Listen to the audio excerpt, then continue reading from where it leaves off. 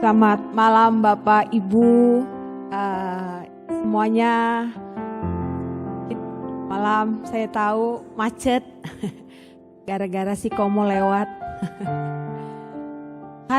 Dari kemarin saya bercandaan sama suami. Who is the boss? I am the boss. Saya bilang dalam hati, ini kayaknya firman Tuhannya kayak ke gua aja ini ya. Karena pada dasarnya saya wanita yang dominan, Ibu. Saya harus jujur. Saya dominan. Untuk mengkontrol itu butuh suami yang hatinya seluas samudra. Ya, jadi sepertinya ibu-ibu harus menyiapkan hati dan perasaan. Karena biasanya ibu-ibu, ya gitulah ya, menunjukkan I am the boss. Tapi ya biarkan dikupas sama Bapak pembicara kita siapa bos di tengah keluarga. Tapi sebelum ini kita satu dalam doa, kita minta pimpinan Tuhan supaya hati kita dilembutkan, hati kita dimurnikan oleh Tuhan supaya kita bisa menerima firman Tuhan.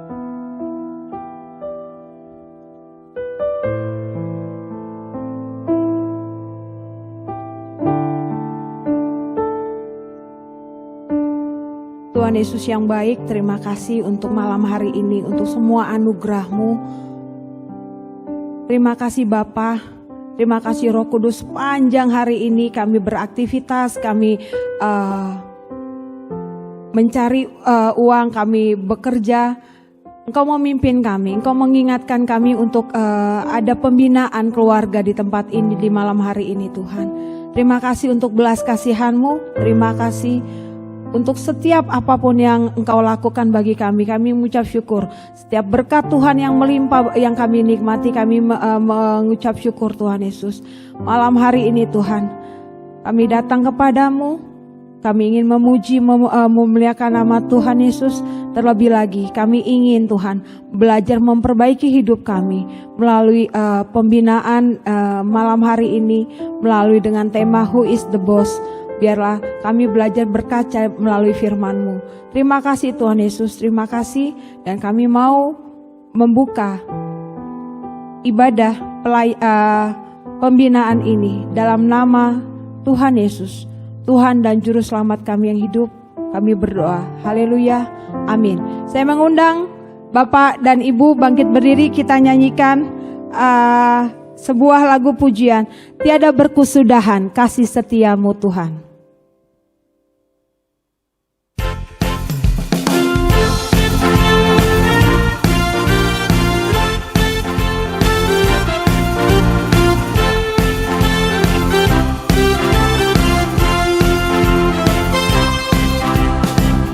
Tiada berkesudahan kasih setiamu Tuhan, selalu baru rahmat-Mu bagiku. Hari berganti hari, hari berganti hari, tetap kulihat kasih-Mu, tak pernah berakhir di hidupku. Tuhan Yesus baik, Yesus baik, sungguh amat baik, untuk selama-lamanya. Tuhan Yesus baik. Para pria nyanyikan lagu ini, tak berkesudahan.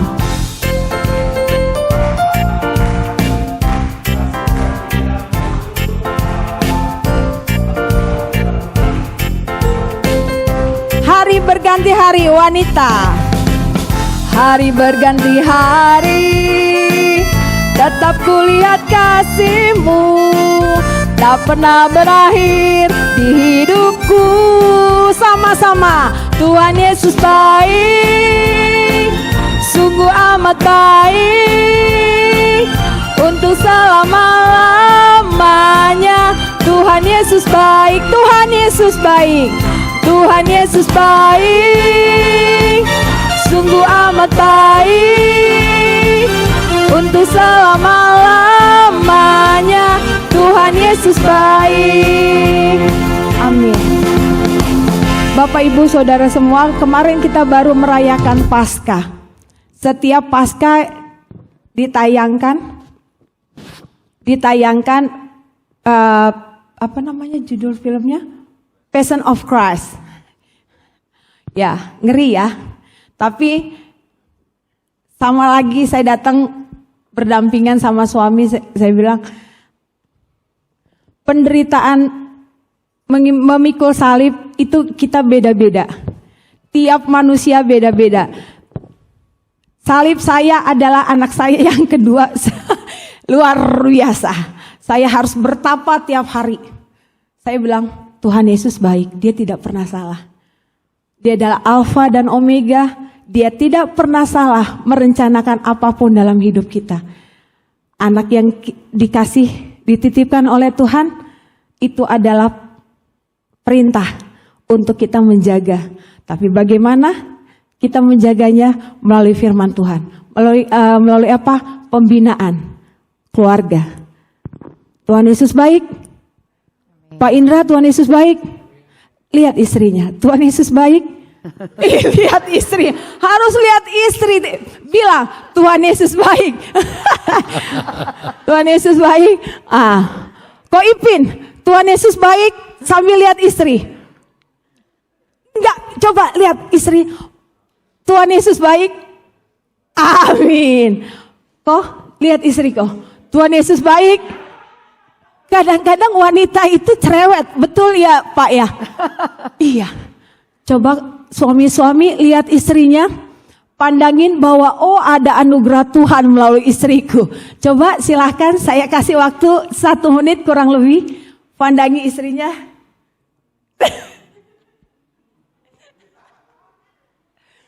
Marcella pandangin. Tuhan Yesus baik ya. Amin. Jadi tetap beriman Tuhan Yesus baik. Amin. Tuhan Yesus baik.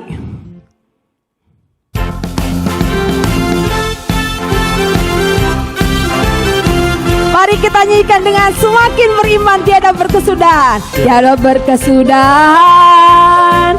Kasih setiamu Tuhan, selalu baru rahmat-Mu bagiku.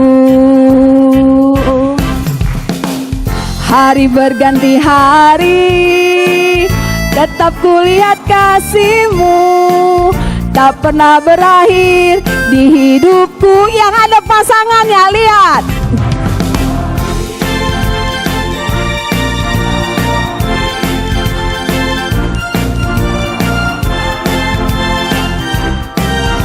Mari kita pandang Tuhan Yesus, katakan Tuhan Yesus baik. Amin. Haleluya.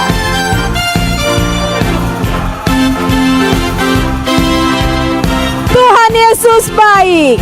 Tuhan Yesus baik. Sungguh amat baik.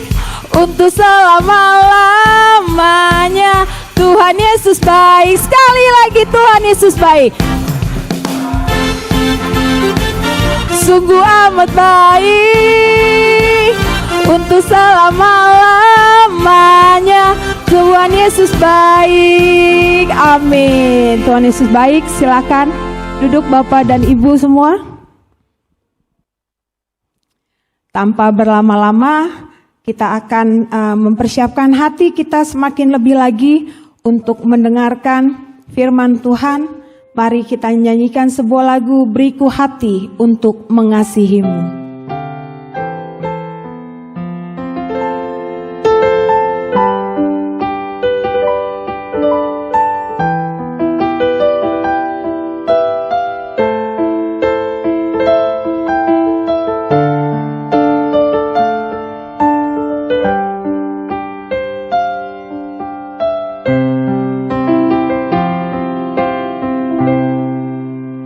Beriku hati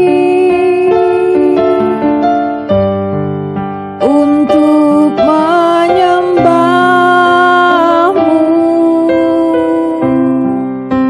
Beriku hati untuk mengasihi-Mu. Beriku hati memuji-Mu.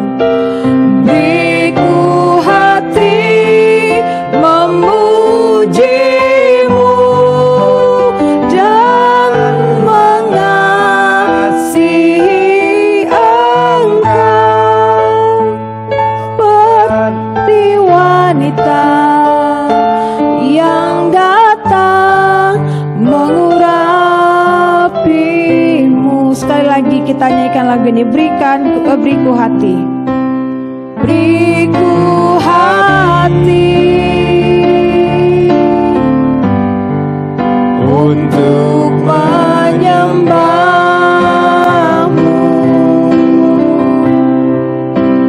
Beriku hati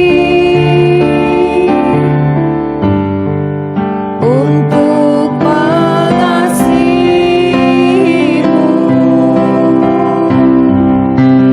Beriku hati memujimu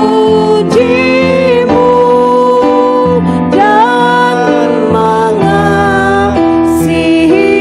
Engkau seperti wanita yang datang mengurapimu. Beriku hati memujimu tanpa musik. Beriku hati memujimu.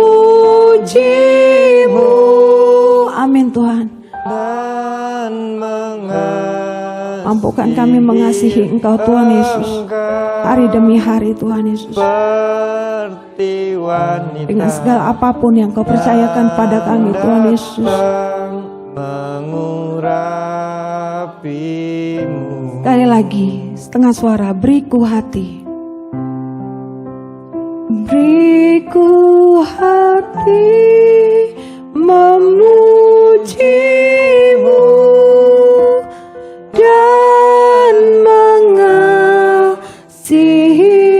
Engkau seperti wanita yang datang mengurapimu. Mampukan kami Tuhan Yesus. Kami persilakan kepada Bapak pembicara.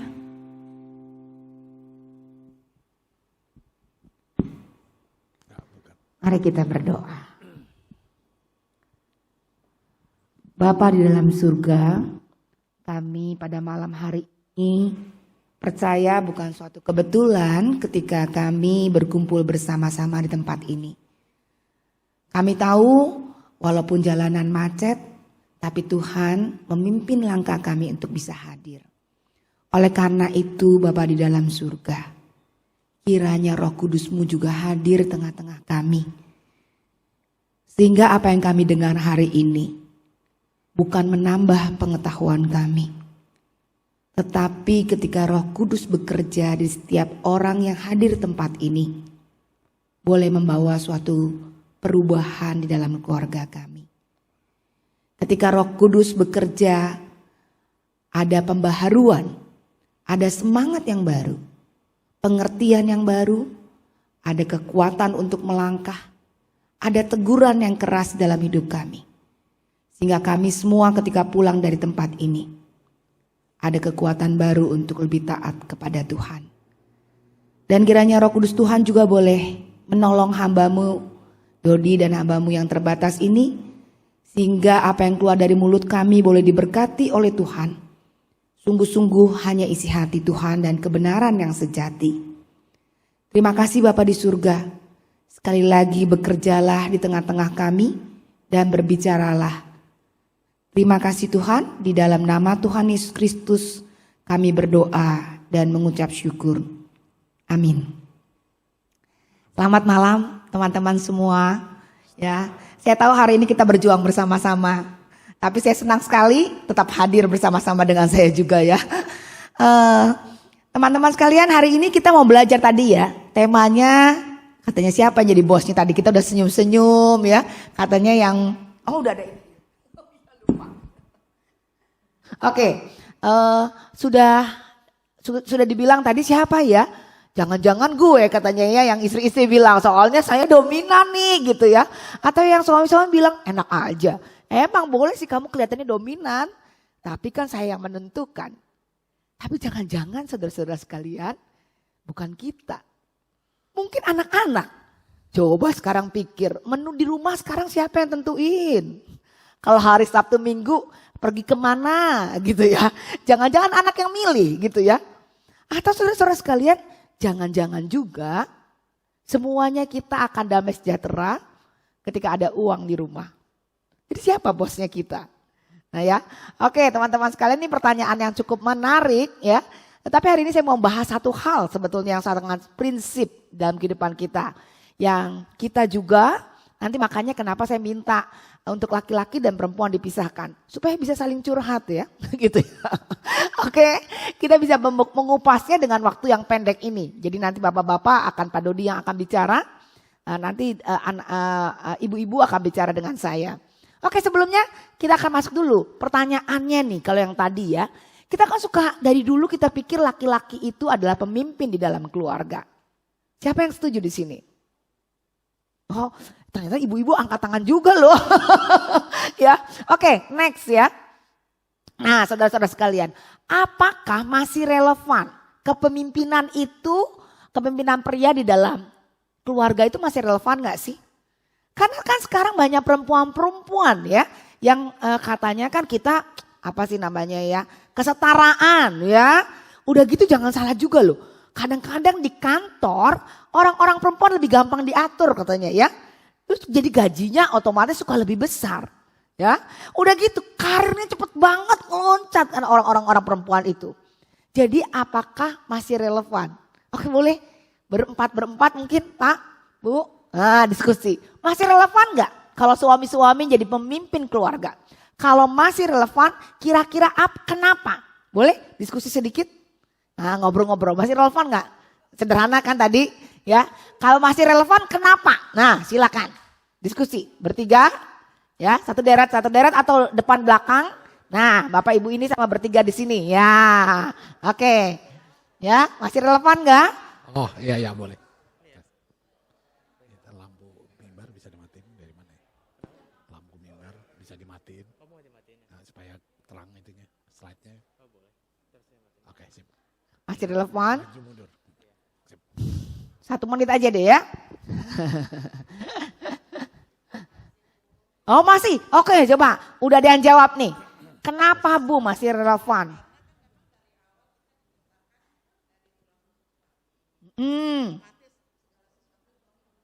Oh gitu ya Bu.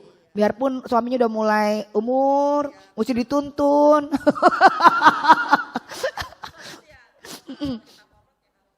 Oh begitu ya. Oke.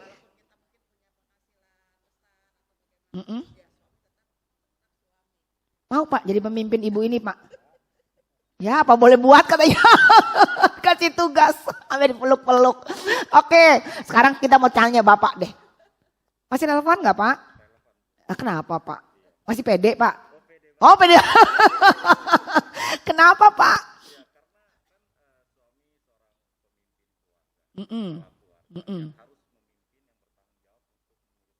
Walaupun dia nanti suatu saat misalkan sakit gitu. Suaminya.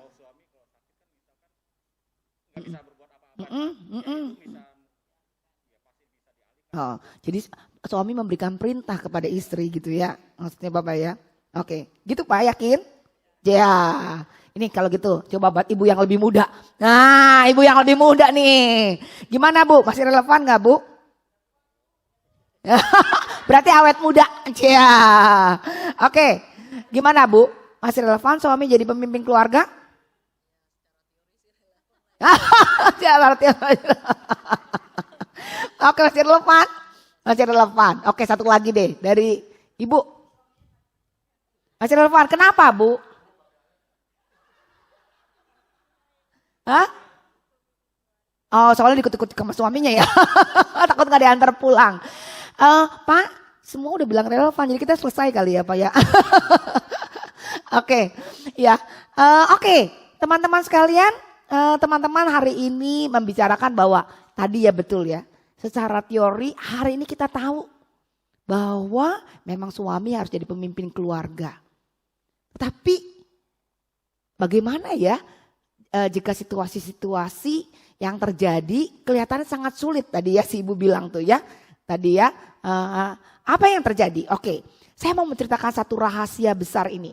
Saya akan kasih waktu kepada Pak Dodi. Silakan next, ya.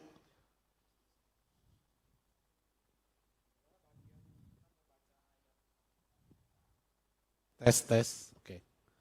Dari kita buka sama-sama ya, dari Efesus 5 ayat 22 sampai 33.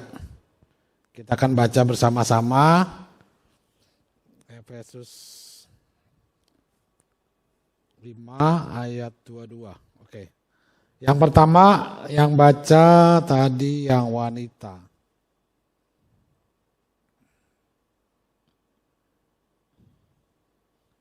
Udah dapat Efesus Ya, pasal Efesus 5 ayat 22. Perempuan dulu ya. Ya. Oke, ibu-ibu kita baca ayat yang ke-22. Ibu-ibu ya dengan Bu Yani baca ayat 22. Nanti suami 23 dan seterusnya. Ya, 1, 2, 3. Hai istri, tunduklah kepada suamimu seperti kepada Tuhan. Karena suami adalah kepala istri sama seperti Kristus adalah kepala jemaat. Dialah yang menyelamatkan tubuh. Karena itu, sebagaimana jemaat tunduk kepada Kristus, demikian jugalah istri kepada suami dalam segala sesuatu. Hai suami, kasihilah istrimu sebagaimana Kristus telah mengasihi jemaat dan telah menyerahkan dirinya baginya. Untuk menguduskannya, sesudah ia menyucikannya dengan memandikannya dengan air dan firman. Supaya dengan demikian ia menempatkan jemaat di hadapan dirinya dengan cemerlang tanpa cacat dan kerut atau yang serupa dengan itu, tetapi supaya jemaat kudus dan tidak bercela. Demikian juga suami harus mengasihi istrinya sama seperti tubuhnya sendiri. Siapa yang mengasihi istrinya, mengasihi dirinya sendiri. Sebab tidak pernah orang membenci tubuhnya sendiri, tetapi mengasihinya dan merawatnya sama seperti Kristus terhadap jemaat. Karena kita adalah anggota tubuhnya. Sebab itu laki-laki akan meninggalkan ayahnya dan ibunya dan bersatu dengan istrinya, sehingga keduanya itu menjadi satu daging. Rahasia ini besar, tetapi yang aku maksud ialah hubungan Kristus dan jemaat. Bagaimanapun juga bagi kamu masing-masing berlaku, kasihilah istrimu seperti dirimu sendiri, dan istri hendaklah menghormati suaminya. Saudara, bagian ini yang mau kita bahas sebenarnya hari ini gitu ya. Nah, saudara, memang kalau dibilang pendapat kita, pasti kita semua bicara ya suamilah kepala dari rumah tangga gitu ya. Tetapi tadi ada ibu yang jujur, ya teorinya segitu gitu ya. Tapi dalam realitanya bisa-bisa itu nggak dihidupi lagi di zaman modern ini, zaman modern gitu ya. Nah saudara, bagian ini mengatakan dari judulnya itu ada big mystery gitu ya. Apa sih yang dikatakan big mystery itu atau di ayat ini kalau di bahasa Indonesia tuh rahasia. Rahasia ini besar. Sebenarnya rahasia ini tentang siapa? Tentang suami dan istri, apa tentang Kristus dan jemaat? Tentang Kristus dan jemaat gitu ya, rahasia ini tentang Kristus dan jemaat. Tetapi menariknya bagian ini saya nggak eksposisi, nanti eksposisi bagian Muse ya. Jadi bagian ini mengingatkan kita sebetulnya, kehidupan suami istri itu diibaratkan, dianalogikan gitu ya, kalau bahasa teologi, dianalogikan seperti hubungan Kristus dan jemaat loh. Saya waktu bawain di tempat lain saya bicara gitu ya, tidak ada agama lain pun yang menganalogikan pernikahan itu seperti hubungan Tuhan dengan jemaat. Nggak ada gitu ya. Bahkan hanya di kekristenan yang menganggap hubungan suami istri itu hubungannya begitu menggambarkan Tuhan dan jemaatnya. Nah saudara, kita mau lihat gitu ya, kita langsung aja, nanti kita banyak ke praktikal gitu ya. Yang di sini di bagian ini mengatakan di sini ya, rahasia ini besar yaitu hubungan Kristus dengan jemaat. Bentar ya, saya buka di sini. Oh ya, situ. Saya matanya udah aku baca jauh-jauh. Nah, saudara, rahasia ini besar, yaitu hubungan Kristus dan jemaat. Hubungan Kristus dan jemaat yang digambarkan melalui hubungan suami dan istri. Ya, jadi dari bagian ini sebenarnya ada dua hal gitu ya. Istri apa? Tunduk kepada suami sebagaimana jemaat tunduk kepada Kristus. Nah saudara, ilustrasinya istri tunduk kepada suami itu seperti jemaat kepada Kristus. Tapi istri saya bilang ya, suami saya seperti Kristus bukan ya. Apa suami saya udah merupai Kristus supaya saya bisa tunduk. Tetapi bagian suami apa? Suami bilang, suami itu kepalanya istri, kepala rumah tangga. Waktu menikah itu sudah jadi rumah tangga dan kepalanya itu adalah suami. Sama seperti Kristus, kepala jemaat. Tapi apa yang dilakukan Kristus nanti yang Di bagian suami kita bahas, apa sih yang kita mesti lakukan seperti Kristus. Mengasihi istri sebagaimana Kristus mengasihi jemaat. Saudara, berat ya waktu saya merenungkan bagian ini, apakah saya sudah mengasihi istri saya seperti Kristus mengasihi jemaat. Kristus mengasihi jemaat itu berat juga gitu ya. Harus mengosongkan diri. Saudara, sosok pemimpin gitu ya. Jadi kalau bicara who is the boss, bosnya ini seperti Kristus loh. Jangan dibayangin bosnya seperti bosnya di dunia gitu ya. Bos yang kalau kerja kotor dia nggak mau. Kalau yang bagian susah dia nggak mau. Bagian yang nggak menguntungkan nggak mau. Bos itu begitu. Saya udah bayar kamu gitu ya. Mau apa saya kerja susah?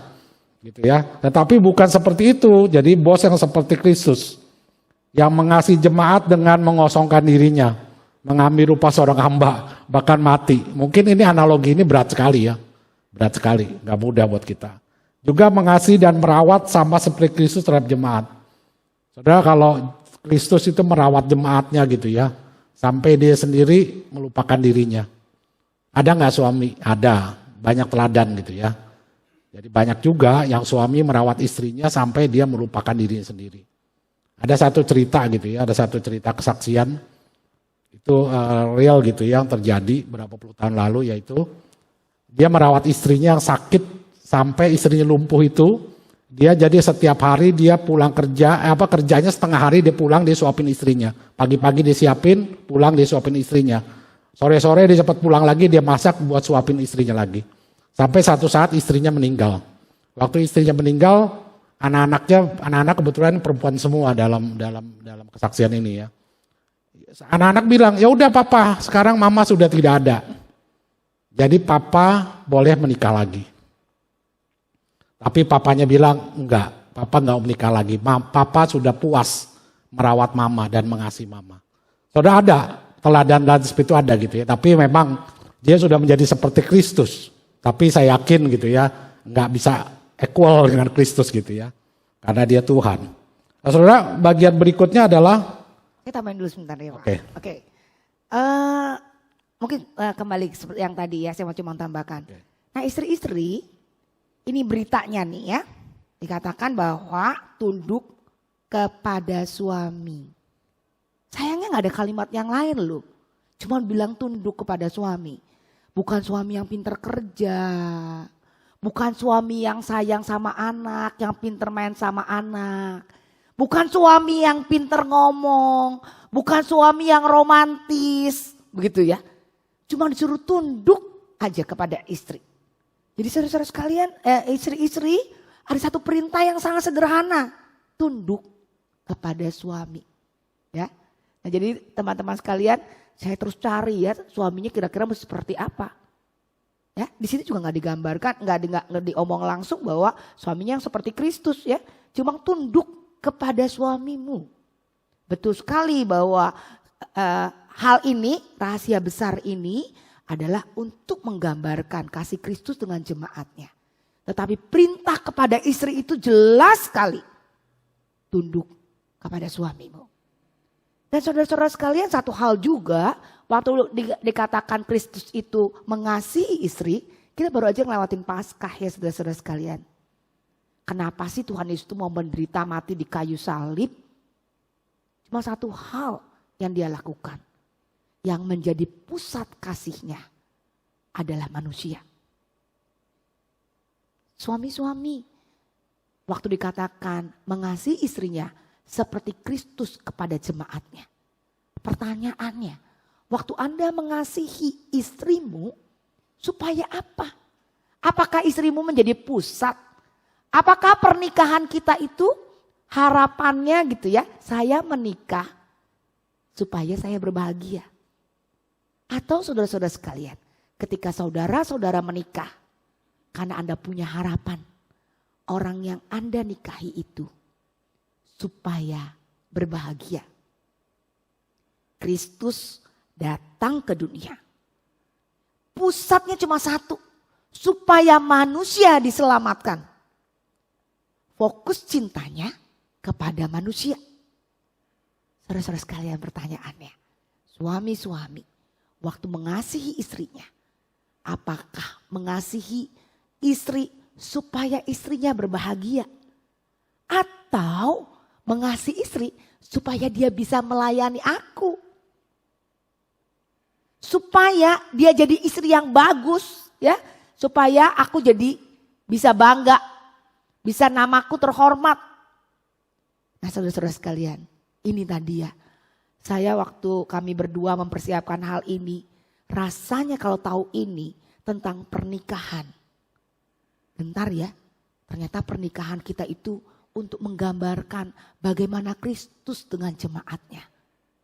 Dengan kata lain, anak-anak, orang-orang di sekitar kita akan melihat bagaimana Kristus mengasihi jemaatnya itu melalui kehidupan pernikahan kita.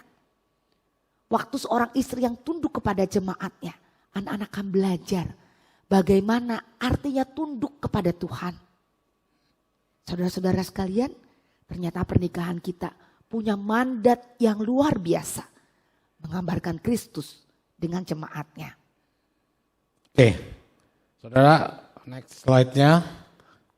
Ada jadi dua kesimpulan ini adalah masing-masing berlaku. Tadi saya bilang, waktu suami mengasihi istri, fokusnya itu kepada orang yang dikasihi, bukan kepada dirinya gitu ya.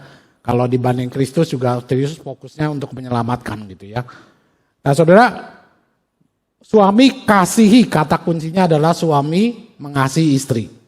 Kalau istri menghormati suami, jangan dibalik ya.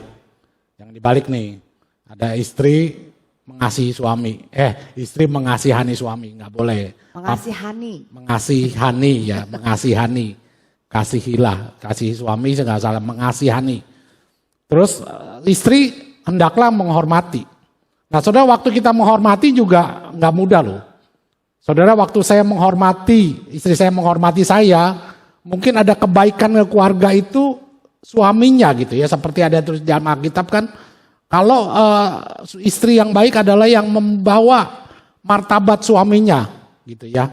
Yang membawa bagaimana suaminya dikenal. Artinya apa? Istri tugasnya adalah menghormati, menjadikan suaminya itu terhormat. Nah saudara, ini juga nggak gampang. Fokusnya juga kepada si suaminya gitu ya. Oke, jadi untuk istri kasihilah istri, suami kasih istri hendaklah menghormati suaminya. Saudara, yang slide berikutnya adalah tadi Bu Yani udah bilang, bagaimana sebetulnya melalui kehidupan suami istri itu bisa menggambarkan hubungan Kristus dengan jemaat.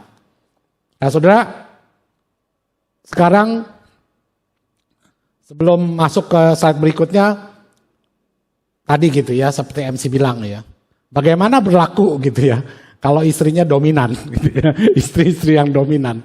Bagaimana? Nah saudara, saya juga nanti bicara sama istri saya gitu, istri saya juga dominan gitu ya, lebih dominan artinya dia lebih lebih bisa memimpin, saya itu lebih di belakang. Tetapi waktu menghidupi bagian ini, saya sendiri belajar bagaimana saya jadi pemimpin. Dan istri saya juga belajar bagaimana menundukkan diri. Nggak tambahin? Oke. Nah saudara, berikutnya adalah, nah ini bagian penting juga gitu ya. Ini adalah sebetulnya bagaimana setan itu melakukan strategi perangnya. Bagaimana setan itu melakukan strategi perangnya? Pertama adalah melemahkan keunikan peran dalam hubungan suami istri. Nah saudara, atau dia apa yang jelasnya gitu ya. Jadi tidak meniadakan penundukan istri. Jadi itu strategi iblis nih. Jadi istri-istri digoda untuk tidak tunduk kepada suami. Dan untuk suami apa? Untuk suami tidak jadi leader. Tidak punya leadership in Christian family. Saudara, bagian ini dikatakan menjadi strategi gitu ya, menjadi tipe muslibat iblis lah, kayak itu bahasa Indonesia yang lebih tepat ya. Tipe muslibat iblis di dalam keluarga Kristen adalah melemahkan keunikan peran masing-masing. Di mana suami tidak menjadi leader dan istri tidak tunduk. Termasuk perasaan-perasaan dominan, termasuk perasaan-perasaan bahwa seorang laki-laki mulai merasa gerah gitu ya. Atau merasa akhirnya iya deh, bener deh gaji istri gue lebih tinggi. Ya udahlah gue manut aja gitu ya. Kondisi-kondisi yang terjebak di dalam kondisi-kondisi ekonomi, di dalam kepemimpinan, keaktifan di dalam melayani di gereja, begitu saudara-saudara sekalian. Hati-hati dengan hal ini. Ternyata iblis malah menggunakan apa yang kita rasa suatu hal-hal yang biasa-biasa saja dan natural. Karena tadi gitu ya, oh istri saya kerjanya lebih cepat, ngomongnya aja lebih cepat gitu ya. Cepat ngambil keputusan. Dan saya memang orang yang tadi yang di belakang, begitu saudara-saudara sekalian. Hati-hati, karena ternyata hal-hal tersebut digunakan oleh iblis untuk merubah struktur dari apa yang Tuhan sudah tetapkan. Ya, di dalam waktu kita belajar parenting, kita belajar ordo kan ya. Ada apa namanya, apa saya lupa namanya. Kepemimpinan. Leadership, pohon leadership gitu ya. Di mana Kristus, suami, istri dan anak-anak. Nah saudara, tadi contoh iblis memasuki peran ini adalah dosa pertama, Hawa dengerin ciptaan. Adam dengerin Hawa, nggak dengerin Tuhan gitu. Itu satu contoh gitu ya. Dan saudara, di bagian ini kadang-kadang saya mau cerita sebagai suami seringkali kita udah lelah di kantor, betul nggak? Kita di kantor udah menjadi leader, bahkan capek gitu ya. Kita kadang-kadang secara nggak sadar waktu di rumah kita menikmati nih. Udahlah di rumah istri aja ngemimpin dah. Saya nggak ikut-ikutan dah. Saya cuma kasih gaji saya udah selesai dah gitu ya. Nah saudara, itu yang terjadi kadang-kadang di keluarga-keluarga Kristen gitu ya. Saya pun mengalami waktu baru menikah, kadang-kadang saya pasif gitu. Tapi waktu kita belajar ini gitu ya, waktu kita mendirikan Unike tahun berapa ya? Tahun 90. 25 tahun yang lalu. 5 tahun lalu, ya saya belajar hal ini, saya disadarkan bahwa saya nggak bisa nih. Nggak bisa gitu loh. Saya harus menjadi leader. Apapun, baik yang paling sulit adalah seringkali di rumah tangga itu leadership dalam hal spiritual gitu ya. Dalam hal spiritual kadang-kadang suami itu menyingkir gitu ya. Dan istrinya yang menjadi leader di dalam spiritual. Padahal itu adalah satu porsi yang penting. Jadi saudara-saudara sekalian, ternyata kepemimpinan bukannya karena salah satu mengambil alih. Tapi kadang-kadang salah satu menyerahkan. Ya, jadi tadi kata Pak Dodi katakan bahwa pelan-pelan akhirnya ya, bergeser. Pak Dodi tadi mengatakan di kantor udah banyak urusan, ya udahlah di rumah urusannya istri. Tapi ketika kemudian tanpa disadari istri mengambil alih, istri kebablasan, laki-laki juga kebablasan begitu ya. Nah ini nanti kita mau bicarakan. Dan seringkali suami sadarnya itu kalau dia kayak kita kan berubah dikit-dikit nih. Ketika sudah berbalik arah, suami komplain, loh kok kamu gitu ya, kok saya nggak dianggap, kok kamu ambil keputusan, padahal itu tidak terjadi dalam satu hari, itu terjadi dalam puluhan tahun nih, gitu ya. Suami bergeser kedudukannya dan posisi kepemimpinan diambil oleh istri. Dan itu terjadi bisa bertahun-tahun gitu ya maksudnya ya. Dan waktu itu sadar ternyata banyak sekali konflik. Ya konflik macam-macam, ada yang suami akhirnya dia merasa tidak lagi diperlukan di rumah. Tidak lagi menjadi leader di rumah. Biasanya apa yang terjadi? Yang terjadi adalah kita tidak sadar kalau kita ketemu wanita lain yang menghormati kita, dalam tanda kutip gitu ya. Yang menganggap kita, oh koko gitu ya. Nah itu bahaya. Itu bisa terjadi perselingkuhan dan macam-macam dari itu. Sebaliknya juga para perempuan. Ya. Ketika para perempuan ketemu di kantor ada seorang pemimpin yang luar biasa yang dia nggak ketemukan kepada istrinya. Ini nih gitu ya. Nah itu inilah strategi itu iblis. strategi iblis yang dikatakan di bagian ini gitu ya. Nah, saudara, berikutnya adalah katanya di sini. Jadi strategi setan adalah menghancurkan family melalui memutarbalikkan peran daripada suami dan istri. Tetapi strategi Tuhan adalah mengatakan kepada laki-laki, you are in charge, you are a leader. Itu dalam Deuteronomi 6 ya, dari Ulangan 6 itu dikatakan bahwa ayah itu menjadi pemimpin, menjadi imam di dalam keluarga. Nah, saudara, Ya, kita akan bagi kita akan bagi yang pergi, yang mana ibu? yang laki. Laki-laki, oke. Ya, ada satu lagi yang maksud. Nah, saudara, pria merasa gitu ya, saya itu pemimpin karena apa? Karena saya memiliki kompetensi yang lebih dari wanita. Saudara, kita memiliki kemampuan dan kompetensi lebih dari wanita. Nah, saudara, di zaman itu ini tuh ya, dengan zaman emansipasi udah hampir 1 abad, ternyata ini nggak selalu terjadi.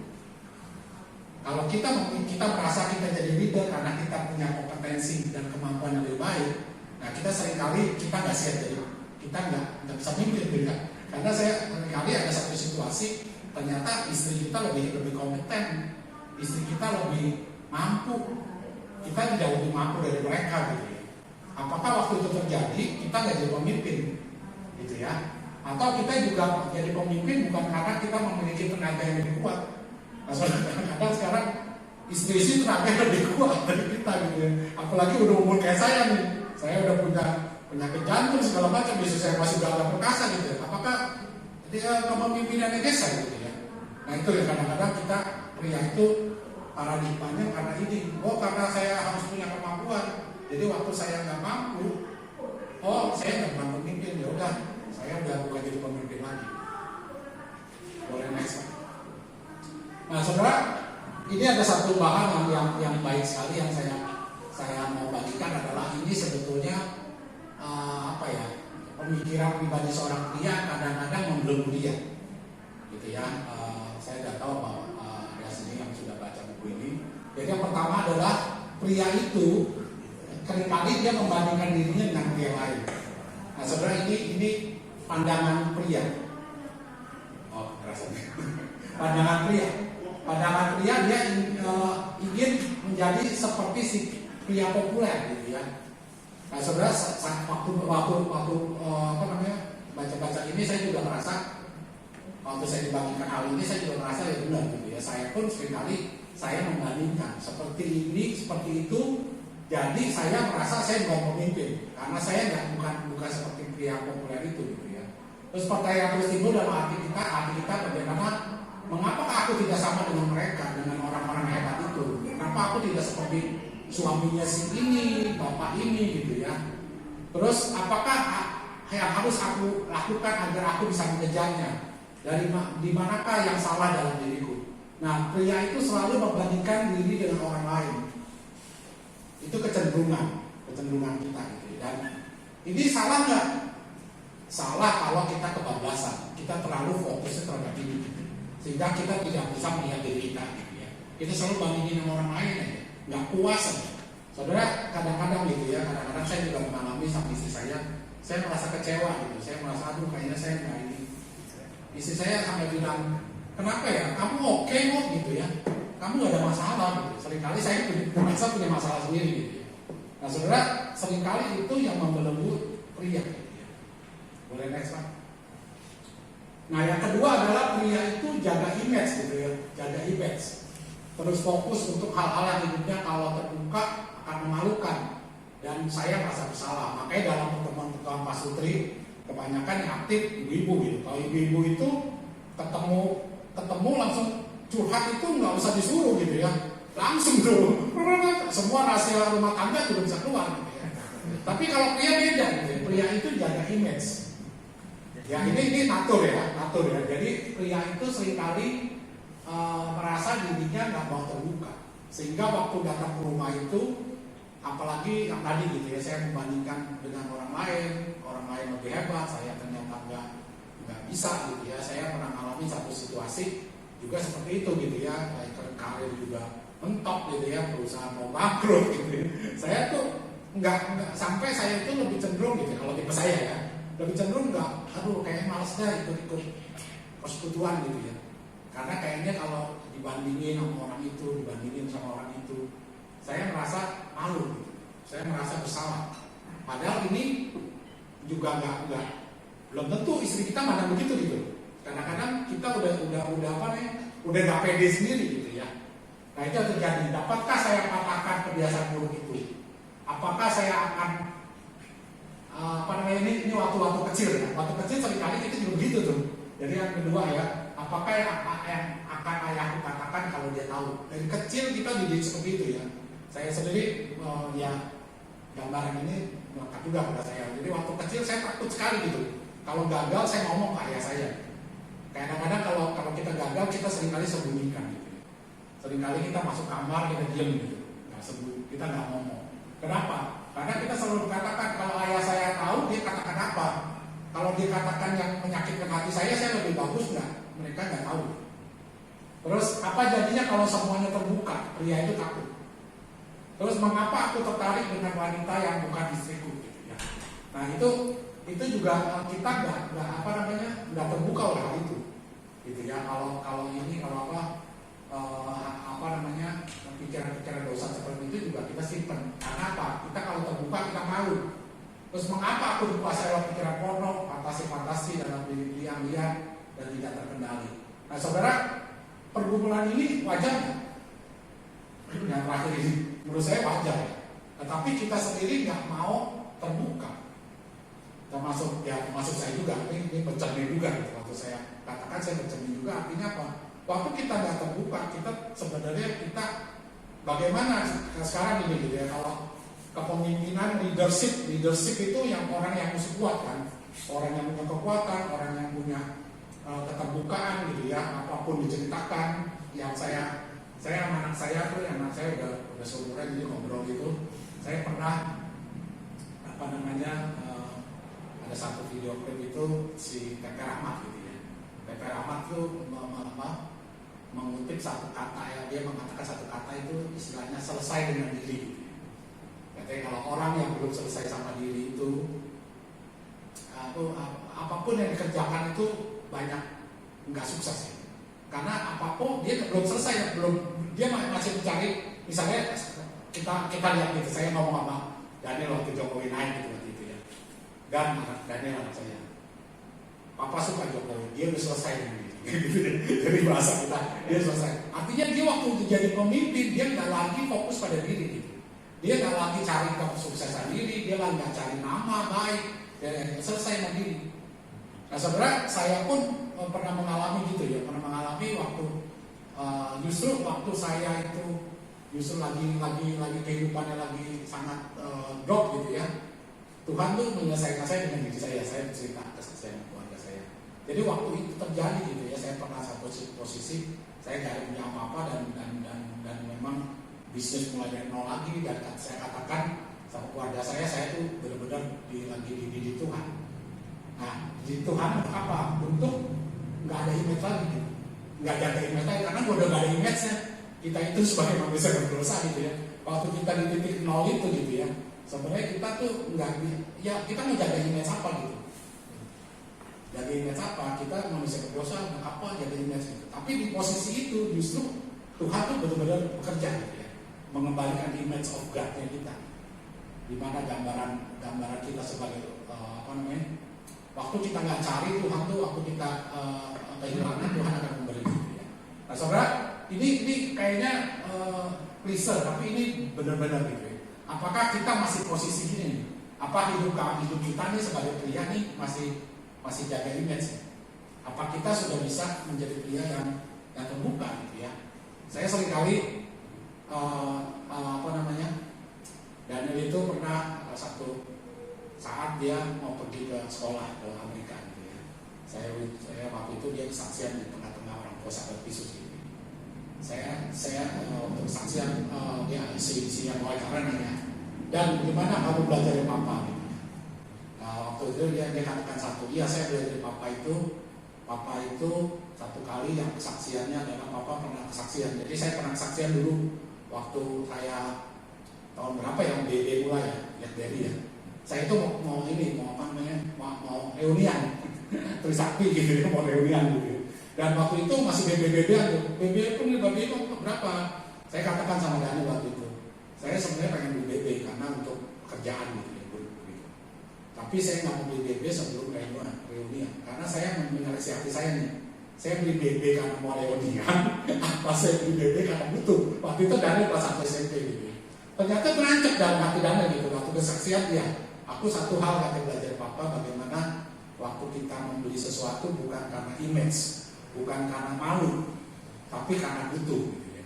Yang mana dan dia yang masalah BlackBerry gitu kan. Nah saudara, itu menjadi satu waktu kita nggak jaga image gitu, waktu kita nggak apa namanya membuang image diri, justru waktu itu kita menjadi berkat gitu. Anak-anak kita pun melihat kesaksian itu gitu ya. Boleh next slide. Nah yang ketiga adalah pria itu terus menilai diri nih. Nilai diri sampai sekarang saya juga masih gitu. Apakah dalam diriku ada yang bernilai untuk diberikan dalam keluargaku, untuk istriku? Apakah ada orang lain yang sungguh-sungguh tahu siapakah aku, kemampuanku sebenarnya? Apakah yang aku lakukan sudah cukup?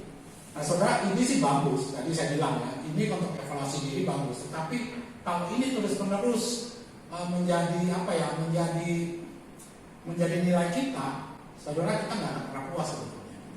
Kayaknya saya nggak bisa berikan puas, apalagi kita bandingin sama orang lain. Nah saudara, tiga hal ini dan tiga hal ini seringkali mengganggu kita sebagai seorang leader gitu ya. Sebagai seorang leader. Boleh lanjut Pak? Nah, saudara, ada satu lagi gitu, satu ilustrasi yang bagus lagi, katanya ada dua macam cara orang membangun nilai dirinya, khusus pria ya.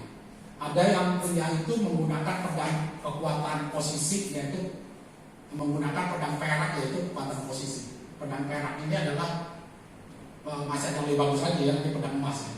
Jadi waktu kita seringkali memakai kekuatan perak, yaitu kekuatan posisi kita. Oke, next. Apa sih kekuatan posisi? Ya uangnya, prestasinya, mungkin perusahaannya, jenis pekerjaannya, jabatan dia, siapa relasinya gitu ya, dengan siapa anda gitu ya. Saya sering lagi lucu kalau di Instagram gitu kan, kalau kita makan sama menteri BUMN gitu ya, foto gitu ya, upload gitu ya. Kadang-kadang ini menjadi satu nilai pria. Tapi ingat, itu adalah pedang perak sih. Pedang perak tadi ya. Nah, pengaruh dan kekuatan prestis dan otoritas seorang pria tergantung pada pekerjaan apa dan sukses apa. Ini sebetulnya pedang perak. Boleh next. Tetapi pria itu punya pedang emas. Jadi seringkali yang kita mainkan itu pedang perak. Sadar kita tuh punya pedang emas. Pedang emas kita dari keluarga apa sebenarnya? Aspek penting dari kekuatan personal kita, ya, sikap hati kita, keberadaan kita, pria yang peka, hangat, pria yang dapat diandalkan, pria yang memberi kasih sayang, perhatian, pria yang mengasihi istrinya seperti diri sendiri. Nah saudara, apakah dalam kehidupan kita seringkali menampilkan ini lebih penting apa yang perak tadi?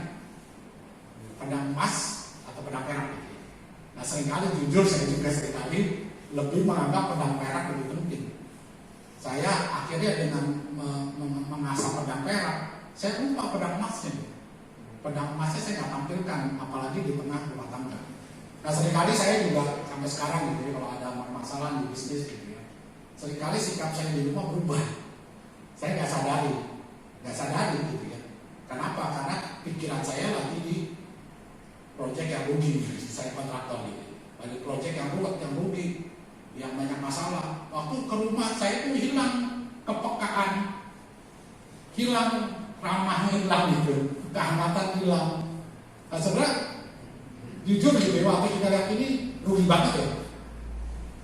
Tapi itulah pria. Saya harus jujur mengakui bahwa saya juga masih berjuang. Itulah pria. Pria yang menganggap nilai saya itu dari uang saya, dari power saya, dari prestasi saya. Sedangkan kalau boleh jujur gitu ya, anak-anak dan istri itu melihatnya ini lebih penting. Apalagi istri-istri yang anak Tuhan gitu ya. Istri-istri anak Tuhan. Kadang-kadang apa yang kita berikan buat dia tidak senilai kalau kamu memberikan ini gitu. Apalagi yang merasa dia berikan sesuatu gitu ya. Baru saja kejadian nih. Jadi anak saya ada rekan bisnisnya yang masuk dalam perselingkuhan gitu ya. Yang terjadi adalah, iya tahu nggak Pak, dia baru beli istrinya itu Mini Cooper untuk menutupi perselingkuhannya nih. Untuk istrinya nggak marah karena istrinya udah tahu nih selingkuh. Nah saudara, percuma gitu ya, istri juga nggak akan happy tuh. Dia kasih pedang peraknya karena dia menganggurkan pedang emasnya. Nah itu ini bukan Kristen. Tapi apalagi kita sebagai orang-orang Kristen, kita tahu gitu ya, Ini sebenarnya leadership kita tuh di sini, pekaan kita. Dan satu, saya bawa sesi ini beberapa minggu lalu, saya katakan waktu saya pikir gitu ya, waktu bagaimana di rumah saya dulu gitu ya. Saya itu di keluarga besar saya, keluarga orang tua saya gitu ya. Kalau saya boleh gambar garis gitu ya, pernah ada satu masa saya itu susah banget ya, hidupnya susah. Tapi di situ saya banyak kenangan. Saya itu sampai rumah di kota tuh harus dijual supaya saya tuh tinggalnya di Cijantung gitu tuh, karena rumahnya murah gitu, rumahnya tengah sawah gitu. Dan saya nggak bisa kemana-mana, sekolah di situ. Yang terjadi apa? Tiap malam minggu kita tuh ke pasar induk, pasar Rebo, beli apa? Beli singkong, beli ubi, beli jagung. Jadi malam minggu itu bakar jagung gitu. Tapi di situ punya kenangan. Di situ kita ngobrol sama keluarga. Dan singkat kata berapa tahun ayah saya posisinya naik gitu ya. Tetapi yang terjadi apa? Ayah saya sering keluar kota, benar seperti film-film gitu ya. Ayah saya sering keluar kota, ibu saya dapur wanita gitu ya, kan di pegawai BUMN gitu ya. Ibu saya sibuk dapur wanita, papa saya sering keluar kota. Yang ada adalah hubungan keluarga justru retak. Bukan retak sih, maksudnya ada di mana saya lumayan sama teman-teman gitu ya. Walaupun saya rasa waktu itu kelihatannya bahagia saya gitu ya. Bisa main kemana, tapi sebetulnya dalam keluarga itu nggak ada kesatuan sampai saat ini gitu ya. Sampai saat ini, jadi saya rasa saya rindu tuh masa-masa itu tuh, masa-masa di mana kita susah cuma beli ubi, beli jagung, dibakar, dan kita tuh ada satu ikatan. Nah saudara, itulah pedang emas gitu ya. Itu pedang emas. Boleh next slide. Nah kegagalan seorang pria menggunakan pedang emasnya dan membuahkan apa? Membuahkan apa sih? Padahal kekuatan pernikahan ada di dalam jangkauan pria. Jadi waktu kita gagal memakai pedang emas, sebetulnya kita sedang melupakan kekuatan pernikahan kita. Ketika pria memusatkan pernikahannya pada egonya sendiri, ketika pria tidak menjadikan istrinya penolong yang sepadan, ketika pria tidak mau peduli tentang perasaan istrinya. Saudara, seringkali yang ya di sini kan kita langsung pikir gitu ya. Oh, yang tadi gitu ya, kita membandingkan dengan orang lain, mungkin yang ditampilkan cuma pedang perak gitu ya, yang bisa memberikan rumah yang bagus, dia berikan mobil yang bagus, berikan keluarganya kemewahan, tapi sebenarnya itu pedang perak yang panah. Nah, tapi yang dipertaruhkan adalah sebenarnya kekuatan pernikahan. Padahal kekuatan pernikahan itu di dalam jangkauan pria. Kegagalan seorang pria menggunakan perang massa yang membuahkan anak kehilangan teladan dalam kehidupannya. Saudara, nggak gampang gitu ya, nggak gampang kita berdiri di dua kaki kan. Satu adalah bisnis, satu di rumah tangga. Apalagi saya sebagai imam dan keluarga, itu nggak gampang sih. Saya rasa juga kita seringkali kalau kita nggak berjuang itu nggak gampang. Saya pernah diwawancara waktu itu di DKI sama Pak Tommy gitu. Wawancara dia bilang, gue nggak kasih pertanyaan duluan ya, gue mesti stop. Di depan orang pertanyaannya tiba-tiba. Satu pertanyaan gini, menurut Pak Dodi, kenapa Pak Dodi bisa bertahan membangun keluarga di dalam Tuhan? Apa ya kekuatannya apa? Nggak ada sih kekuatan. Saya ingat satu adalah komunitas. Saya bilang, saya Pak Tommy gitu, bersyukur saya itu ada dalam komunitas di Wika gitu. Sehingga itu yang menjaga saya. Kalau enggak mungkin saya juga udah nggak ada di dalam, udah meleset gitu, udah meleset. Saya mungkin ngurusin bisnis saja gitu ya. Saya mungkin hidup dengan nggak pakai pedang emas, pedang perak aja yang saya terus gitu. Nah saudara, jadi ini penting ya, kalau ada komunitas seperti ini itu sebenarnya satu kekuatan. Dan anak kehilangan teladan. Jadi waktu saya cerita ke anak-anak saya, waktu anak-anak saya cerita ke saya, gitu, yang lucu adalah dia nggak cerita keberhasilan saya di dalam hal ekonomi, nggak sama sekali gitu ya. Tetapi dia ceritain kegagalan saya gitu ya. Papa itu sebenarnya gini, tapi papa itu begini gitu. Terus anak tahu tuh tujuan hidupnya gitu. Anak jadi saya itu kan anak saya balik nih dari Amerika ceritanya. Dan dia sebenarnya di sana bisa kerja, tapi dia mau balik Indonesia karena punya visi untuk pelayanan Indonesia gitu ya. Dan waktu dia cerita, anak saya seperti mamanya, ceritanya pintar gitu, kayak saya gitu. Dia bisa cerita tujuan hidupnya adalah terinspirasi dari papa mamanya gitu. Dan menurut saya sih itu saya melayani itu kadang-kadang pikir ya itu kerja Tuhan gitu ya. Kalau anak-anak bisa melihat tujuan hidupnya, oh saya mau melayani Indonesia walaupun ya di sini susah payah lah dengan kondisi politik segala macam gitu ya, bisnisnya tuh bangun, tapi dia bisa melihat bahwa saya mengambil itu karena saya punya tujuan hidup. Terus yang ketiga adalah waktu kita nggak menggunakan pedang emas, anak tidak rasa aman. Saudara lucu gitu ya, ada satu pendeta saya lupa, dia cerita gitu ya, dia cerita ke keluarga gitu ya. Katanya dia cerita dia punya satu anak konselingnya yang lebih senang berada di rumah temannya kos, walaupun rumahnya itu kosnya itu 3x3, padahal rumahnya tuh ratusan meter, rumahnya tuh luasannya ratusan meter. Tapi kenapa dia senang di rumah temannya kosnya gitu? Maka ketiduran di situ. Kenapa? Karena di rumahnya dia tidak merasa aman. Justru dia punya rasa aman di rumah kos temannya gitu. Nah sebenarnya ironis ya. Ironis sekali kalau kita tuh hanya menampilkan tentang perak gitu ya. Boleh next Pak? Gagal seorang pria menggunakan kekuatan personalnya membuahkan kehancuran masyarakat. Saudara banyak sekali gitu ya. Waktu ekonomi itu membaik gitu ya. Tantangannya adalah ini keluarga. Hidup seorang anak dan seorang istri 90% yang ditahan dalam penjara adalah pria. Karena pria itu mengejar tadi pedang perak gitu ya.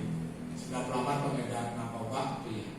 Berita setiap hari tentang keganasan seorang pria terhadap anak-anak, abuse, perkosaan anak di bawah umur, perkosaan wanita, terus perkataan wanita yang menghancurkan hati seorang anak yang mau diajak bermain papanya.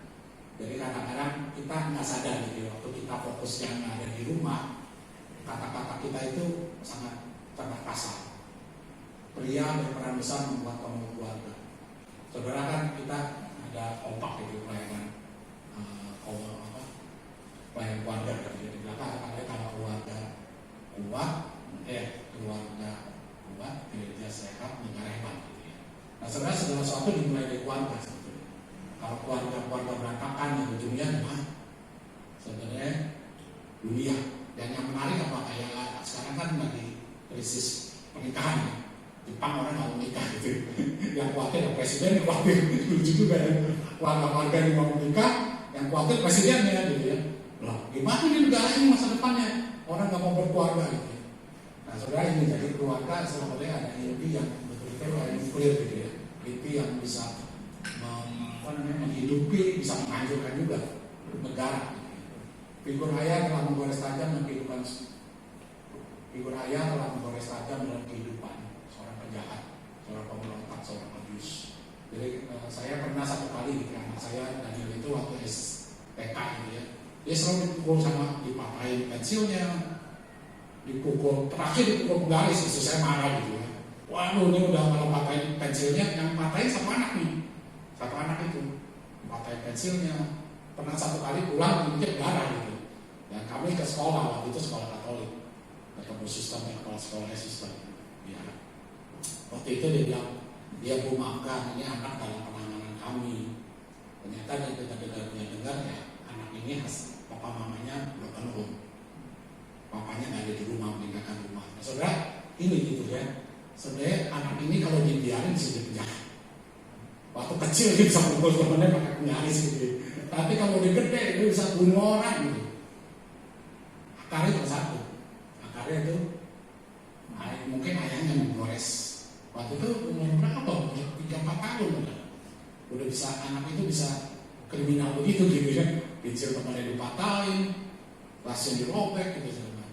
Nah saudara tadi gitu ya, ini perjuangan kita nih sebagai seorang pria. Nah saudara balik lagi ya, terakhir ya, dari mana seorang pria dapat pertolongan?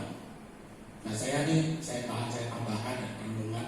Dari mana sih seorang pria dapat pertolongan? Tadi tantangannya situ ya, tantangan sedikit berat. Dari mana seorang pria dapat pertolongan? Boleh next Pak.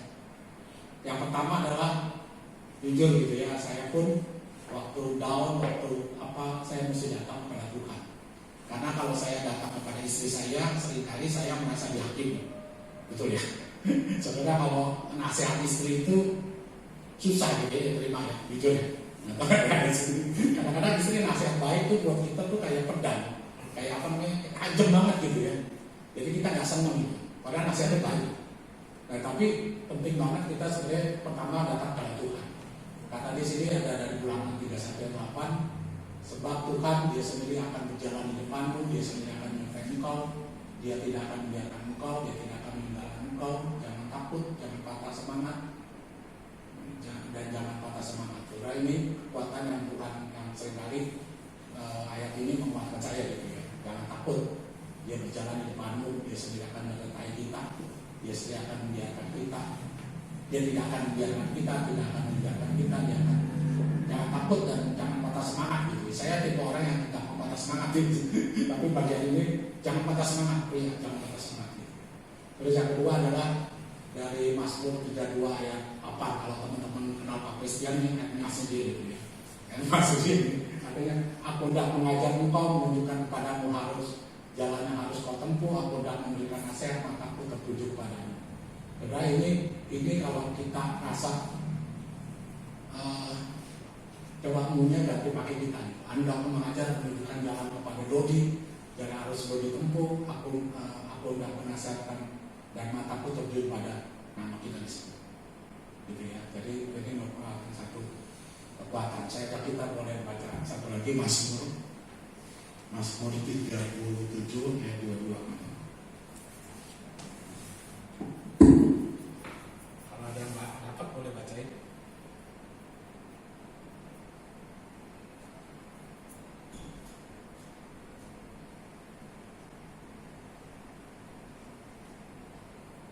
Mazmur 37 ayat 23 Sampai 26. Tuhan menetapkan langkah-langkah orang yang hidupnya berkenan kepadanya. Apabila ia jatuh, tidaklah sampai tergeletak. Sebab Tuhan menopang tangannya. Dahulu aku muda, sekarang telah menjadi tua, tapi tidak pernah kulihat orang benar ditinggalkannya, atau anak cucunya meminta-minta roti. Tiap hari ia menaruh belas kasihan dan pemberian pinjaman, dan anak cucunya menjadi berkat. Ya, saudara, ini baik bagian ini juga ya, kesukaan saya bahwa seorang pria mengandalkan Tuhan itu anak cucunya. Kita paling takut sama anak cucu ya, benar ya. Seorang pria, ya. Saya pun udah anak betul mungkin ya. Takut gitu, anak kita nggak bisa hidup, nanti cucu bagaimana gitu ya. Tetapi dibilang bahwa anak Tuhan, anak cucunya dijamin Tuhan, tidak akan meminta-minta. Nah, saudara, biarlah ya, saya tidak tahu saudara punya ayat-ayat apa yang menjadi kekuatan. Nah, tapi waktu itu terjadi, waktu kita down gitu ya, nah, itu ayat-ayat ini kita baca, kita renungkan lagi, kita ingat lagi. Boleh next. Nah, yang kedua adalah buang ego dan terima pertolongan istri. Saudara, kadang-kadang istri kita tuh mau nolong, cuma kitanya ego gitu ya. Kita kadang-kadang, saudara, Jokowi aja, seorang Jokowi nggak bisa kerja sendiri loh. Dia perlu menteri gitu ya, dia perlu wakil presiden, walaupun wakil presiden sekarang nggak terlalu banyak membantu sih. Tapi minimal, saudara, kalau presiden butuh menteri, dia nggak bisa kerja sendiri. Demikian juga kita gitu. Kita sebagai pemimpin, sebagai presiden di rumah gitu ya, kita nggak bisa kerja sendiri. Kadang-kadang kita nggak mau terima pertolongan. Padahal Tuhan berfirman, tidak baik kalau Adam itu seorang diri. Aku akan menjadikan penolong baginya yang sepadan dengan dia. Saudara, saya ingat, saya baru kepikir, ada satu hamba Tuhan bilang ini, kenapa Adam itu perlu penolong? Padahal di Mazmur bilang penolongku adalah Tuhan. Kenapa si Adam masih perlu Hawa gitu? Karena Tuhan tahu Adam itu gak bisa hidup seorang diri. Dia perlu penolong yang sejajar dengan dia, penolong yang pikirannya pikiran manusia, yang penolong yang pikirannya pikiran yang dia sebagai manusia berdosa juga gitu. Nah, saudara, seringkali gitu ya, saya sendiri jujur gitu, kalau ada masalah saya tuh nggak suka tuh, saya sukanya saya dapat solusi sendiri. Nggak tahu ya di sini sama. Saya dapetnya, saya cerita sama dia ada masalah nih, begini aja, kita harus bilang nggak bisa gitu. Padahal dalam hati kita ya mungkin kita belum coba. Nah, saudara, pertama buang itu. Terus yang yang kedua, ayat yang kedua. Siapa mendapat istri mendapat satu yang baik dengan Tuhan. Saudara, saya jujur gitu ya, kadang-kadang kalau lagi sadar, kadang-kadang kita mendapatkan istri itu sesuatu yang menjadikan kita menjadi sesuatu yang baik dalam rumah. Kadang-kadang pendapat dia, walaupun istri kita pasti ada kekurangan, tapi kadang-kadang pendapatnya jauh lebih baik, idenya jauh lebih bagus. Saya kadang-kadang kalau berpikir satu pekerjaan, istri saya itu orang yang koordinir, orang yang manajerial, atur. Dia kan direktur operasional Unica gitu. Jadi kalau telepon nih, atur di sini. Kadang-kadang saya besok pun saya ada kerjaan banyak nih, dan saya langsung, saya mesti kerja nih berapa hari. Dia bilang, kenapa nggak minta bantuan? Ini pelayanan ya, kerja pelayanan. Kenapa nggak minta bantuan Johan? Kenapa nggak? Benar juga. Kenapa kita merasa itu pekerjaan saya sendiri gitu? Misalnya gereja ya. Misalnya, ada renovasi gereja ya, kita pusing sekali. Istri kita dengan gampang ngomong, kenapa nggak minta bantuan Pak ini? Kenapa nggak ngomong? Kenapa nggak bicara? Nah kadang-kadang simpel gitu ya, ternyata simpel bener. Waktu dia banyak ceritain sama orang-orang ini, Dodi perlu bantuan nih. Ternyata banyak orang bantuin dan kerjanya selesai. Nah kadang-kadang ini gitu ya, kita nggak mengerti ayat ini, nggak mengibadahkan. Siapa mendapat istri mendapat sesuatu yang baik. Ya idenya, ya masakannya mungkin, apa yang istri kita punya kelebihan sebetulnya, dan itu dikenan Tuhan. Sesuatu yang baik dan dia dikenan Tuhan. Kadang-kadang gitu ya, saya seringkali sama istri saya itu kalau soal kehilangan, saya misalnya handphone saya hilang gitu ya, dia selalu bilang berdoa. Kadang-kadang saya merasa, saya berdebat teologi sebenarnya. Emang kalau hilang suruh Tuhan yang cari. Padahal dengan kita berdoa, kita tuh ngakui kita lemah. Waktu kita lemah, katanya, saya bilang, waktu doa itu kita ngakuin kita lemah. Ya Tuhan kasih hikmat kita. Dalam gak mau, jadi kita doa dulu. Berarti mah ketemu gitu. Nah saudara, saya kadang-kadang tadi ego. Kita itu jadi pemimpin, kalau lu jadi pemimpin, lu pimpin. Kalau lu jangan banyak usul. Gitu. Kadang-kadang kita begitu. Padahal gak begitu. Terus rumah dan harta adalah warisan nenek moyang, tetapi istri yang berakal budi adalah karunia Tuhan. Kadang-kadang gitu, kita diberikan akal budi istri kita tuh lebih bagus dari kita gitu. Kadang-kadang ya, maksudnya bukan kadang-kadang, mungkin beberapa hal gitu ya, saya nggak bisa generalisir. Tapi saya sering kali menemukan bahwa ternyata idenya dia lebih bagus tuh, usulnya dia lebih bagus, cuman kita nggak mudah dengar gitu. Ya, padahal firman Tuhan mengatakan gitu. Siapa harta warisan itu bagus, tapi istri itu lebih bagus, lebih banyak, lebih berguna, lebih karunia Tuhan. Gitu. Terus apalagi nggak saling kan, istri yang cakap siapa yang mendapatkannya, dia lebih berharga daripada permata. Nah saudara, ya bagian ini tadi pertama datang pada Tuhan, kedua adalah buang ego dan minta pertolongan istri. Dan tadi ya kan MC cerita ya. Saya cerita dikit juga, saya sebenarnya pengen istri saya cerita, istri saya juga dominan. Saya tahu istrinya dominan. Dominan itu gini, orang yang kalau kan ada DISC ya, psikologi ada DISC tuh, yang D-nya kan lebih direct, dominan gitu. Ada yang interpersonal, ada yang stable, ada yang satu lagi teliti gitu. Dan saya cermat, C. Saya orang yang cermat, kalau ngitung tuh mesti tepat gitu. Ternyata istri saya orang yang dominan gitu. Dia kalau kumpul sama teman-temannya dia jadi leader gitu. Kalau saya enggak, saya lebih ke belakang. Nah saudara punya istri yang dominan, saudara jangan anggap mengganggu kepemimpinan saudara gitu. Saya juga dulu anggap itu. Waduh, saya dominan. Kadang-kadang saya merasa kepemimpinan saya kayak diancam gitu sama dia. Karena dia lebih direct gitu ya, lebih kuat gitu ya. Nah saudara, ternyata gitu ya, waktu kita berjalan, ternyata istri yang dominan itu bantu kita. Minimal dia bisa mobilisasi orang untuk bantu kita gitu ya. Minimal di situ dia bisa mobilisasi.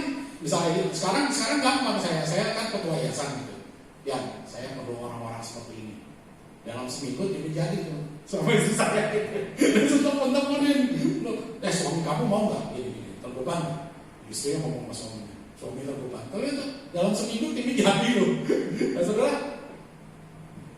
kita jangan dulu berburuk sangka gitu. Jangan dulu berburuk sangka atau kita mengecilkan dia punya potensi gitu loh. Istri kita punya potensi apa justru gali, bagaimana dia penolong kan? Penolong yang sepadan. Nah itu tuh paling penting tuh ya. Terus next. Nah saudara, kembali lagi gitu panggilan pernikahan gitu. Saya pernah bawain pranikah, saya bilang siapa yang mau kita untuk bahagia. Banyak kan, wah anak-anak ke pernikah kan mau bahagia. Saudara salah gitu. Menikah untuk bahagia itu banyak orang yang kecewa. Tapi menikah untuk bertumbuh, menikah untuk bertumbuh walaupun bergesekan, tetapi at the end bertumbuh dua-dua.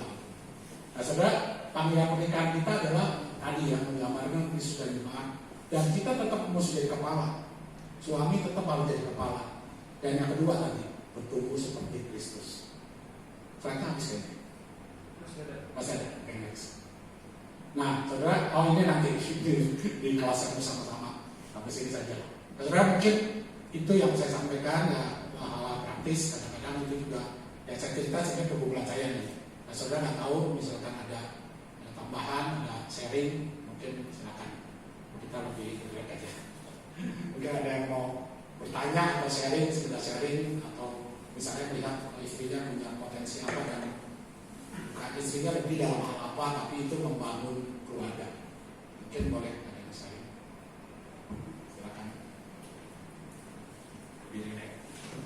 Sampai nunggu ibu ngelaju, ibu belum lama. Itu pasti dari lama.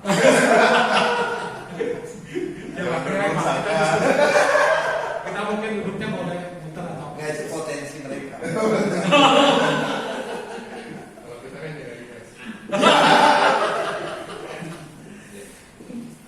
gimana Bapak? Gini Pak Dodi ya, kadang-kadang kan ada suami melihat potensi istrinya lebih, dan kayaknya ketika istri diserahkan ke pemimpinan dalam banyak hal, it's okay gitu loh. Jadi kayaknya semuanya berjalan baik, jadi akhirnya dia ya udahlah, biarin lu yang mimpin aja lah, menikmati jadinya gitu.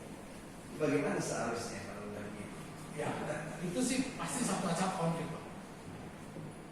Biasanya gitu ya, Karena pengalaman kita saya. ya. Jadi dia menikmati, tetapi dalam satu saat bisa konflik gede. Konflik gede waktu istrinya merasa jadi peran saya begini nih. Ya udah, apalagi istri dominan kan, dia nggak sadar dia langsung pimpin. Saya juga jujur saya pernah konflik besar juga gitu ya, ya dalam pernikahan gitu. Karena istri saya merasa, loh dulu kan kamu suruh saya. Karena waktu saya mimpin keluarga, kok kamu jadi komplain? Nah saya sendiri merasa, saya kayaknya di rumah nggak ada artinya nih, gitu ya. Saya nggak ada artinya, semua udah diputusin sama dia.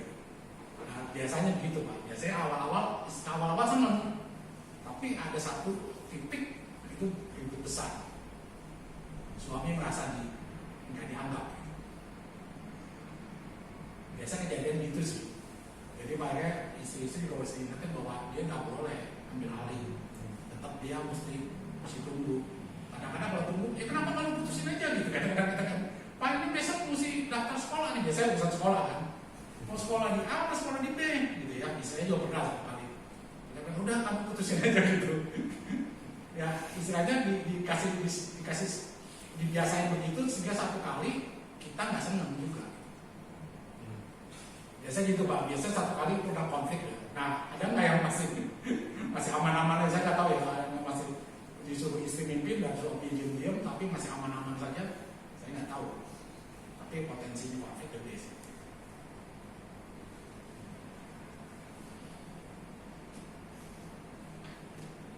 Yang lain juga. Atau cerita ini, katanya kita udah nggak jaga image kan. Coba kita open ya dari komoditas ini. Biasa ketakutan itu muncul, yaitu tadi ya di awal kita bareng itu kayak ada godaan-godaan yang kayak miskin gitu. Kalau saya sih merasanya selalu diintimidasi begini. Gaji lu berapa sih? Istri lu banyak. Lu mau begini nanti pasti ada batasan-batasan. Nah itu selalu menghantui gitu. Bahkan untuk menggunakan uang itu sangat, selek banget gitu. Nggak berani macam-macam. Beda waktu saya belum nikah gitu. Wah mau ini beli-beli. Sekarang jadi takutnya paling ditanyain, udah bayar uang sekolah belum? Kok uang bisa habis? Nah itu pasti tanyanya begitu gitu. Jadi itu akan menjadi apa ya, setiap kita mau melakukan sesuatu pakai uang itu jadi takut. Jadi saya harus benar-benar hati-hati banget. Nah tapi ternyata enggak gitu yang saya rasakan, walaupun dia punya penghasilan lebih banyak, dia kadang segala sesuatu mau beli selalu tanya gitu. Jadi ini kita mau ganti, barusan kita ganti lemari ini bagus gak ya, harganya kemahalan gak ya, dia discuss terus gitu. Jadi saya rasa kadang sebagai suami godaannya itu bukan kondisi yang sebenarnya, tapi cuma pikiran-pikiran kita. Nah itu makanya tadi saya dapat banget gitu, kalau misalnya lagi hidup gitu caranya kamu datang ke Tuhan, benar. Jadi jangan mengandalkan kita punya pemikiran sendiri, karena kadang yang membuat kita akhirnya gerakannya nggak bisa lurus itu pikiran-pikiran kita.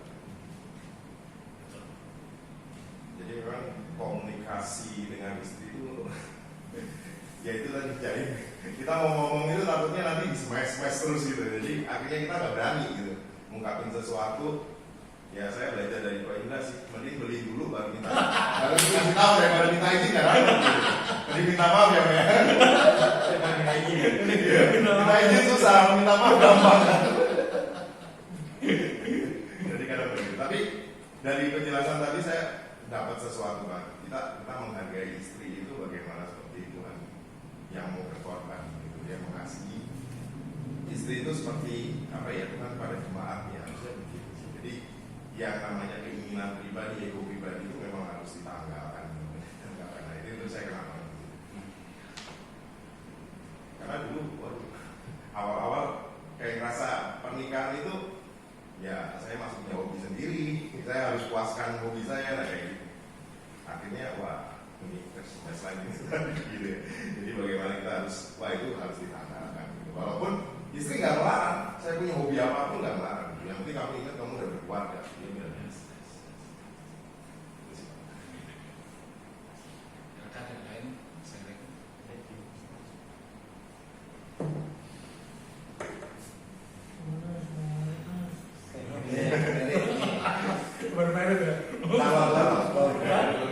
baru mau merit.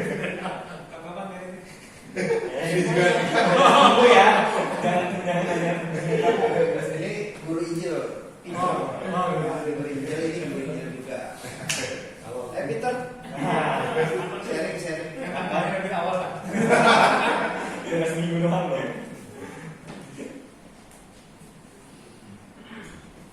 Ya demikian juga untuk yang spiritual ya, spiritual. Kadang-kadang saya juga merasa waktu awal-awal tuh saya yang memimpin misalkan Miata, ya kamu aja memimpin lah. Karena istri saya kan tiap hari bergelut dalam hal yang berbau rohani gitu kan, dia nyiapin bahan untuk SK, tim kurikulum. Tapi dia ingetin lagi, enggak, mesti kamu mimpin gitu. Ya kadang-kadang itu saya satu saat waktu anak kira-kira 2007 ya, saya tuh ikut GKDW kan, mandat ayah kan, baru saya kayak disambet gitu. Ternyata nggak bisa, lu tetap jadi imam gitu. Waktu itu Pak Riza dulu ya, bisa, lu bisa jadi imam. Nah itu, walaupun kita nggak pintar bicara gini, sekarang ya apa-apa yang rohani saya mimpin, doa saya mimpin. Dulu ya kita sering kali bersupin, kita kan lagi buat pikiran ya, doa kayaknya, doa itu kan butuh apa ya, saya tipe orang yang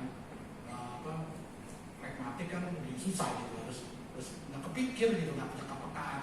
Akhirnya saya belajar gitu ya, imam keluarga itu kata Pak Rizal dulu, saya masih ingat, lu mesti punya telinga dulu, dengerin dulu keluhan anak-anak gitu. Akhirnya saya belajar, pulang capek-capek saya masuk ke kamaran saya, gimana Dan? Kalau enggak nanti doa tar malam bingung kan? Kalau kita nih pulang terus suruh bikin malam, udah pulang baca Quran terus doa malam gitu, suruh doa bingung dong. Coba doain ya.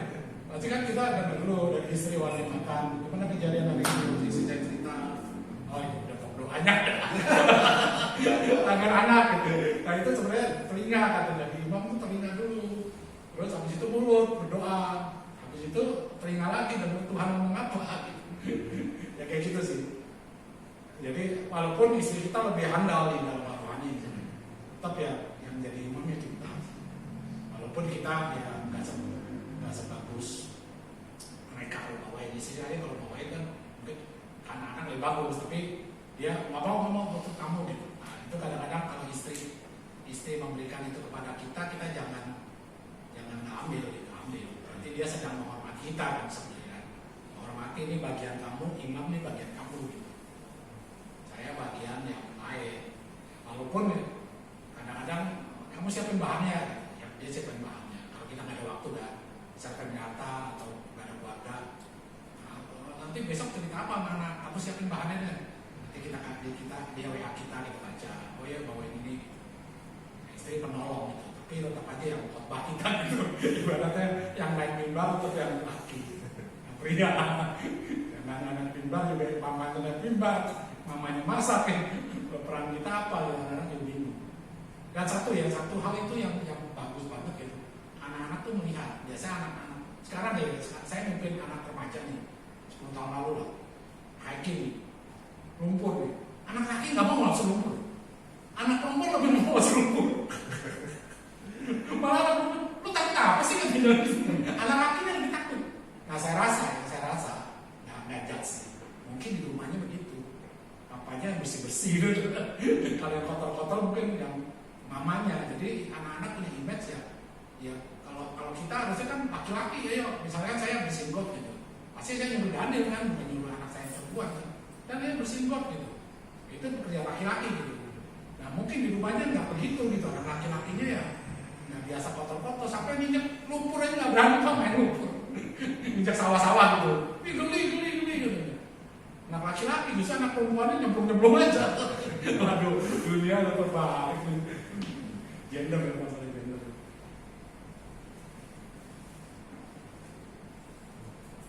Ada lagi, Pak? Kalau nggak ada, kita suruh istri selesai.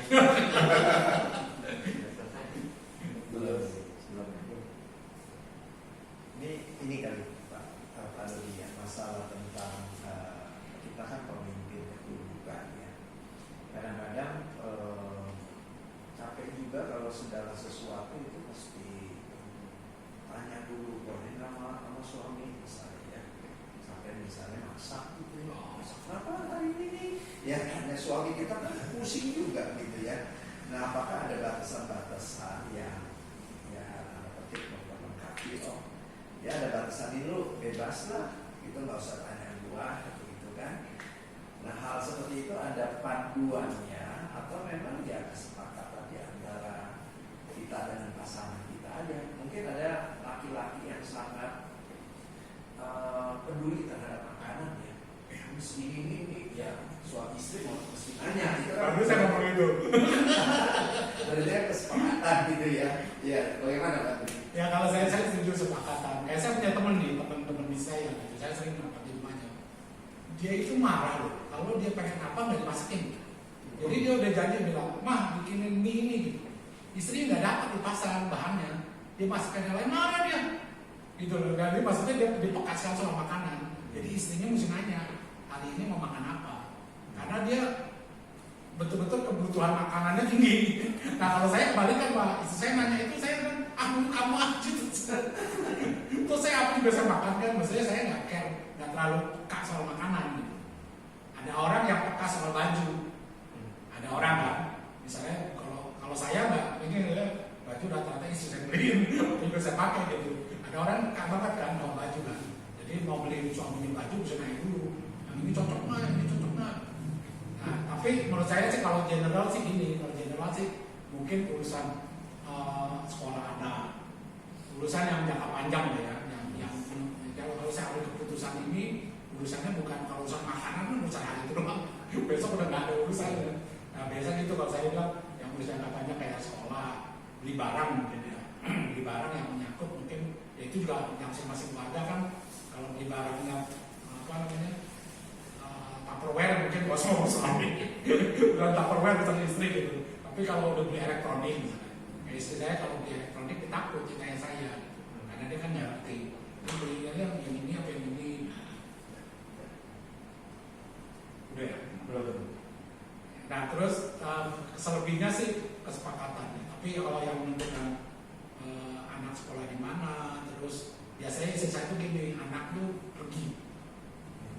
misalkan anak mau camping, nah itu biasanya harus ngomong misalnya sama suami, karena itu kan menyangkut keselamatan kan. Misalnya anak mau hiking ke Gunung Slamet gitu, oh jangan, bahaya itu, musim hujan nih gitu. Nah itu keputusan itu mesti nanya. Bahkan kalau saya suruh anaknya nanya, kamu itu urusan yang penting, kamu nanya ke papa gitu. Jadi diberikan uang. Asal jangan papa bilang, tanya mama lah. Saya pernah juga gitu. Anak saya tanya, Pak ini aku mesti pergi hiking atau pergi apa? Outing. Tanya mama. Kata mama suruh tanya papa. Wah, ya gitu sih. Perusahaan-perusahaan yang sangat yang menyangkut keamanan, menyangkut ke masa depan anak, menyangkut ke keuangan keluarga.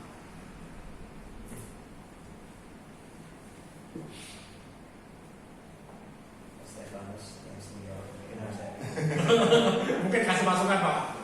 Kalau misalkan saya sih seringkali kalau misalkan memutuskan segala sesuatu itu komunikasi sih Pak. Ya. Komunikasi. Jadi seringkali kalau misalkan ada apa gitu kita ngobrol dulu, ngomong, baru ngambil keputusan. Yang ngambil keputusan pasti saya. Ya. Ya kita Dan mesti begitu aja sih tiap hari-harinya ya seperti itu. Ya, benar. Nah, itu paling bagus sih. Sebenarnya kalau itu menurut kamu gimana? Kalau papa yang putusin ya, tapi kan aku mau dengar ya kamu pandangannya gimana gitu, mau selama ini apa ini. Pacong. Ya, no. Ya menurut saya ini memang tipe istri saya itu tipe apa ya, sesuatu mau yang dibuka. Menurut saya mau ini kan bawa belakang. Oh. Sesuatu mau yang dibuka gitu ya. Jadi kalau ibadah aja itu paling menurut saya kan pasal apa pulang itu yang depan enggak karena mungkin depan jangan ganggu. Tipe kali istri saya itu ya. Jadi cara terus kemudian ya itu ada baiknya juga sih. Jadi emang kalau di belakang memang baik ganggu sih. Dan sinyal lewat lagi lebar keluar. Jadi ke depan aman. Tapi saya kurang aman gitu. Masa itu tadi gitu. Sebab kalau saya khotbah, ya kalau ketiduran kelihatan saya. Dan satu hal lagi itu saya emang ya dominan atas keluarga. Jadi ada satu keputusan yang harus saya putusin sendiri. Terus tadi yang waktu bilang itu ada kalau ini ya kadang-kadang ngasih orang juga harus kemudian saya. Nanti kalau kasih orang tua keluarga itu sudah Ya. Jadi ini anak muda dia nggak usah kasih keputusan, saya kasih keputusan. Jadi saya ngasih keputusannya begini, jadi saya briefing dulu sama anak kamu maunya apa, jurusannya apa, apa saya yang cari. Jadi itu karena selama ini kita kerja sama istri harus pakai. Kamu kalau dominannya dominan, tapi ada hal-hal tertentu yang harus saya keputusan. Sehat sih. Ya. Memang kita gini, pengetahuan itu istri kita lebih banyak kan, apalagi soal rumah. Karena dia kan pasti lebih banyak. Kita itu nggak tahu apa-apa sebenarnya. Tapi akhirnya ya kita mesti putusin. Kita minta pertimbangan pasti itu kan. Diskusi. Ya biasa yang baru menikah ya 5 tahun pernikahan pertama sih penyesuaian. Ibaratnya banyak gelombang mesti dijalani. Gelombang kehidupan pernikahan. Ya makin tua cuman ya kayak saya sama istri saya kan sekarang udah tinggal berdua ya, banyak dan berdua gitu. Karena saya udah ya urusannya udah dari makan pagi saya makan malam berdua gitu. Jadi banyak hari saya katakan sama dia, yaudahlah kita jangan banyak konflik lah, kita toleransi lah. Akhirnya udah tua gitu Pak, ya, kita toleransi lah ya Pak. Masa tiap hari ribut aja, mendingan kita nonton yang lawak-lawak. Biasa gitu sih. Cuma lagi muda memang ya mencari bentuk pernikahan kan. Tapi kalau udah kayak bapak ini kan ini udah mereka udah klop lah ya. Udah klop ya tinggal jalanin ya tinggal yang menikmati masa tua bersama lah ya. Apalagi kalau ada teman-teman biasanya memeriahkan teman-teman ya. Gereja komunitas. Kalau enggak sih jenuh juga. Berdua. Oke, mungkin Ya, untuk ya. Pak Rusli boleh untuk doa kita. Ya, oke. Bapa dalam kerajaan surga, kami bersyukur hari ini kami boleh berkumpul, khususnya kami yang dipercayakan sebagai kepala keluarga, kami boleh sharing, kami boleh diperlengkapi akan tugas tanggung jawab kami, peran kami. Kiranya kami melihat hak istimewa yang Tuhan berikan kepada kami jalankan dengan sebaik-baiknya. Kami perlu pertolongan Tuhan, kami perlu kekuatan dari Tuhan, hikmat dari Tuhan. Kami juga terus berdoa untuk Pak Rodi, mau juga sertai juga dalam menyanyi dalam pelayanannya, di Yayasan Nike, di dalam pekerjaannya, memimpin sehingga kehidupan mereka secara pribadi maupun keluarga boleh semakin menjadi berkat bagi banyak orang. Terima kasih untuk waktu yang Tuhan berikan kepada kami, di dalam nama Tuhan Yesus kami berdoa. Oke, silakan suami-suami dan istri-istri kembali duduk di sebelahnya, ya. Oke, silakan pindah.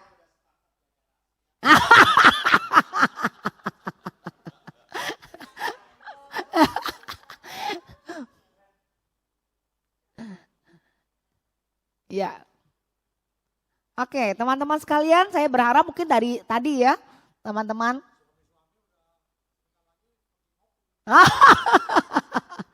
Ya, sorry ya, waktunya agak panjang sedikit ya. Tadi kan perjalanan kita cukup panjang ke sini ya. Oke, teman-teman sekalian, jadi panggilan pernikahan kita mau kembali. Saya mau menutup dari semuanya. Setelah kita berpisah, saya sangat berharap bapak-bapak tahu bagaimana melakukan perannya dan ibu-ibu juga bagaimana menjadi penolong. Oleh karena itu, saudara-saudara sekalian, kembali melalui pernikahan akan menggambarkan Kristus dengan jemaatnya. Kalau Anda setiap kali berelasi dengan pasangan Anda dan kemudian Anda menyadari bahwa sangat analogisnya adalah hubungan Kristus dengan jemaatnya. Suami-suami mengasihi istrinya. Istri-istri menghormati suami. Jika Anda melakukan itu, Anda sudah menjadikan Kristus sebagai Tuan di dalam rumah tangga Anda. Oleh karena itu saudara-saudara sekalian, jika ada hal yang tadi ya, perbedaan karakter, perbedaan kekuatan di dalam hal pribadi masing-masing, saudara harus ingat bahwa pernikahan adalah kelas kita untuk bertumbuh. Waktu bertumbuh, saling digesek, akan ada hal yang sakit. Tadi saya sudah mengatakan kepada para ibu-ibu, bapak-bapak, coba lihat ke belakang. Apakah Anda sudah berubah dari 37 tahun yang lalu atau 20 tahun yang lalu ketika Anda belum menikah? Kalau Anda belum berubah, Anda berarti belum bertumbuh. Karena pernikahan adalah tempat pertumbuhan. Suara saya kan udah kecilan sedikit ya Pak ya. Ya, tadi saya cerita, Pak Dodi ada cerita enggak? Oh iya, tadi saya cerita di tempat ibu-ibu. Pak Dodi itu pilih saya karena saya ceria gitu ya. Kemana-mana bikin ketawa, seneng ya. Jadi waktu saya tanya, Pak Dodi kenapa sih suka sama saya? Aduh kamu tuh membuat hidup saya berwarna, kira-kira begitulah. Ya kan dia gak begitu pinter sih, itu kata-kata saya sendiri ya. Tapi maksudnya begitu. Tapi setelah menikah saudara-saudara, bapak-bapak, tadi saya udah bilang ya. Saya lagi telepon, saya ketawa-ketawa ngakak-ngakak. Dia bilang gini, Yan, pelan-pelan. Terlalu keras, berisik Akhirnya, gitu ya saudara. Akhirnya saya juga sekarang kalau ngomong. Ikut keras gitu ya. Jadi apa yang kadang-kadang menjadi suatu ketertarikan waktu kita belum menikah. Seringkali menjadi salib bagi kita sudah menikah. Tapi itulah yang tadi saya katakan. Disitulah kita bertumbuh bersama-sama. Saling menggesek. Ya. Nah saudara-saudara sekalian. Pak Dodi mau bawakan ini? Ya, saudara-saudara, jadi ketika setiap orang mendekatkan diri pada Tuhan, menjadikan Tuhan tuannya, maka hal tersebut akan mendekatkan diri kita kepada pasangan. Kita segitiga sama kaki, sama sisi musinya. Sama kaki.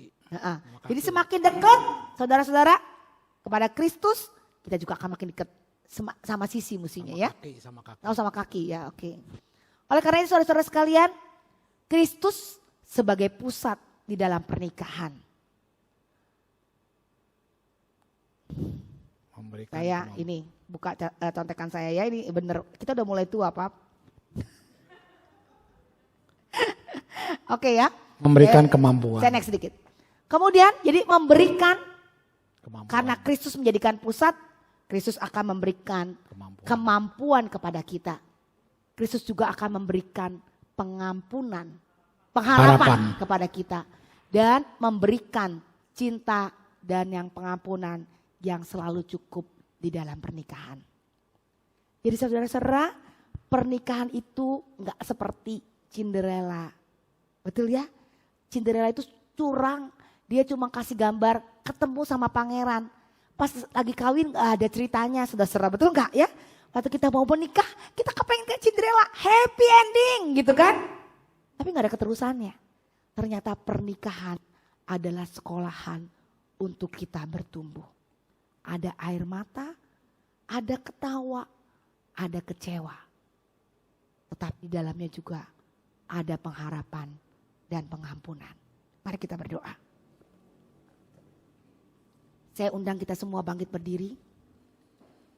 Bolehkah yang saat ini bersama pasangan kita berdoa saling bergandengan tangan atau berpelukan?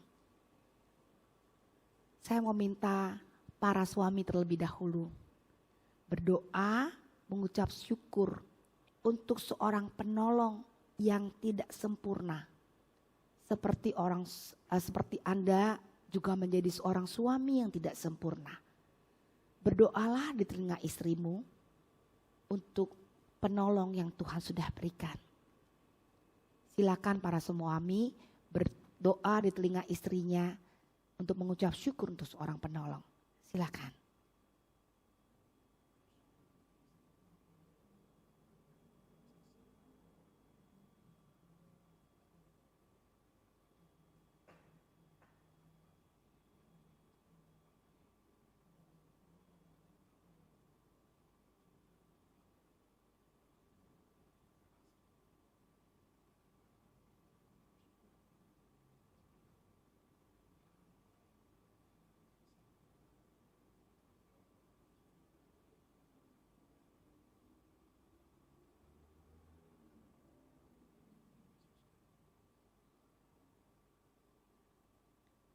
Istri-istri, marilah kita juga berdoa di telinga suami. Mengucap syukur untuk seorang pemimpin di dalam keluarga yang tidak sempurna, yang Tuhan sudah berikan di dalam kehidupan kita. Dan marilah juga berdoa untuk minta pertolongan Tuhan. Untuk kita dijadikan seorang penolong yang tepat bagi suami kita. Istri-istri berdoa di telinga suami masing-masing. Bapa dalam surga, kami ucap syukur untuk Dodi yang Tuhan berikan dalam kehidupan hamba. Yang menolong hamba untuk menjadi seorang Yani seperti hari ini.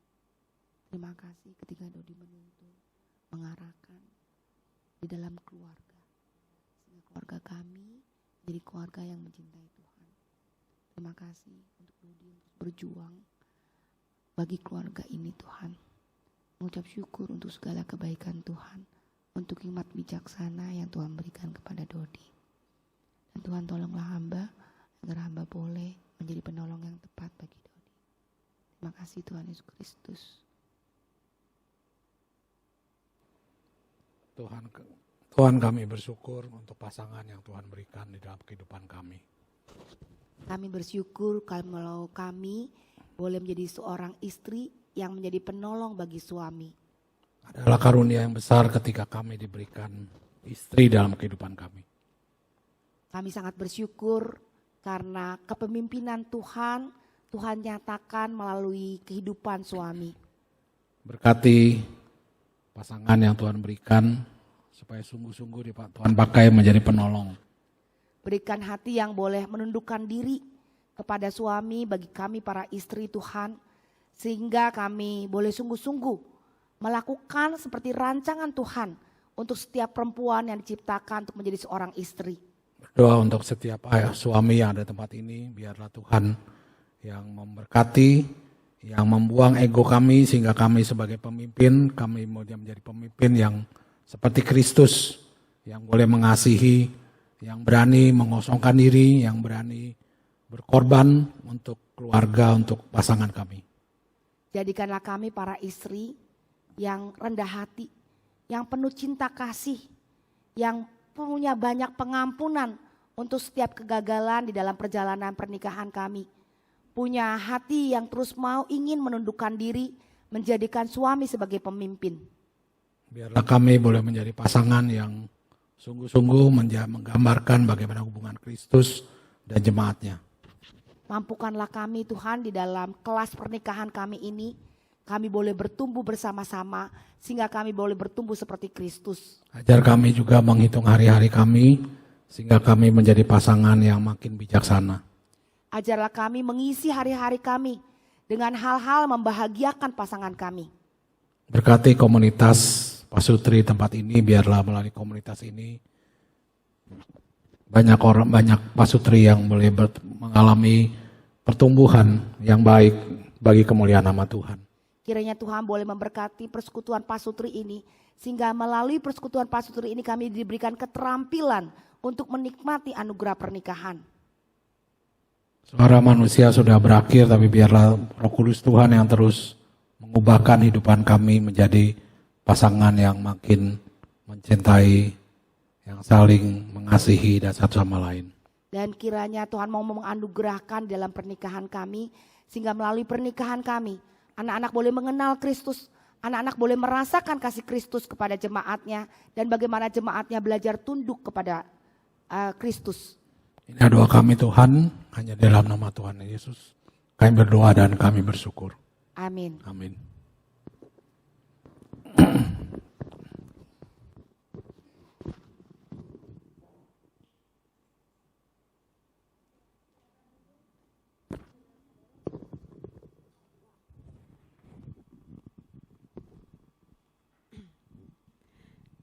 Tes, oke. Tadi sebelum kita mendengarkan firman Tuhan, saya tadi bertanya, para suami lihat istrinya, apakah Tuhan Yesus baik? Tapi setelah ini saya tanya lagi, ayo suami istri lihat, Tuhan Yesus baik? Coba pandang istrinya, kok pandang istrinya, Tuhan Yesus baik? Masih baik kok? Masih baik, Pak Indra? Puji Tuhan, itu berarti berhasil Pak. Amin, puji Tuhan. Biarlah untuk bulan depannya kita tetap setia untuk datang ke pembinaan suami istri seperti ini. Dan jadwalnya akan di-share ke grup. Saya mengundang kita semuanya bangkit berdiri sebelum menutup ibadah. Kita nyanyikan sebuah pujian, Aku Bertumbuh. Nanti penutupnya oleh Bapak Pendeta Rusdi Japri. Mari kita nyanyikan lagu ini, Aku Bertumbuh, supaya keluarga kita bertumbuh.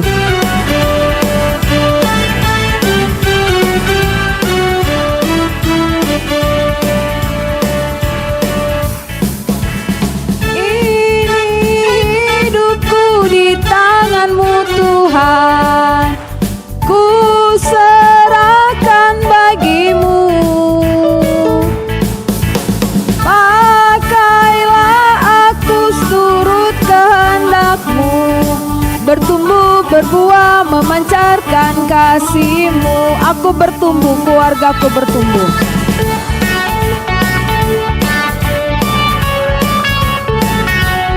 Muliakan nama-Mu, jadi saksi bagi-Mu. Aku bertumbuh, keluargaku bertumbuh, bersama keluargaku setia melayani-Mu seumur hidupku. Aku bertumbuh, keluargaku bertumbuh.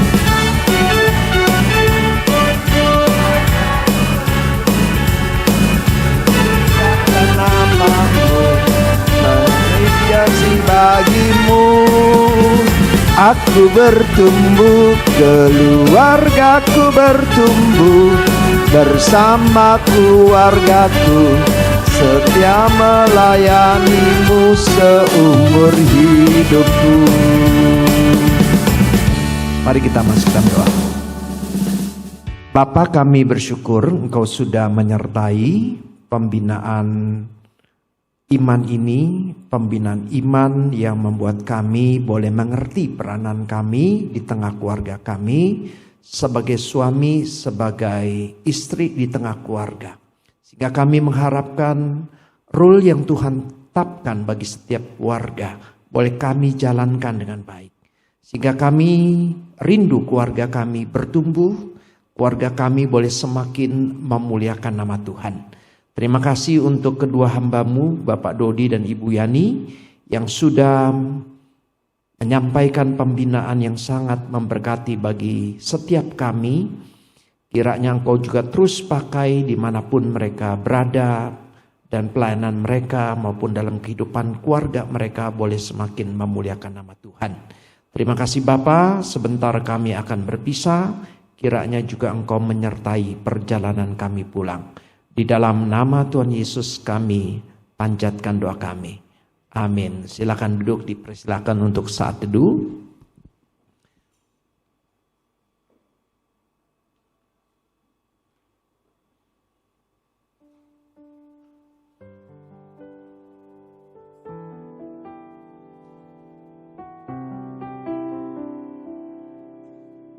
Ya, sekali lagi terima kasih ya untuk Pak Dodi, Ibu Yani yang sudah menyampaikan pembinaan yang pastinya sangat memberkati kita.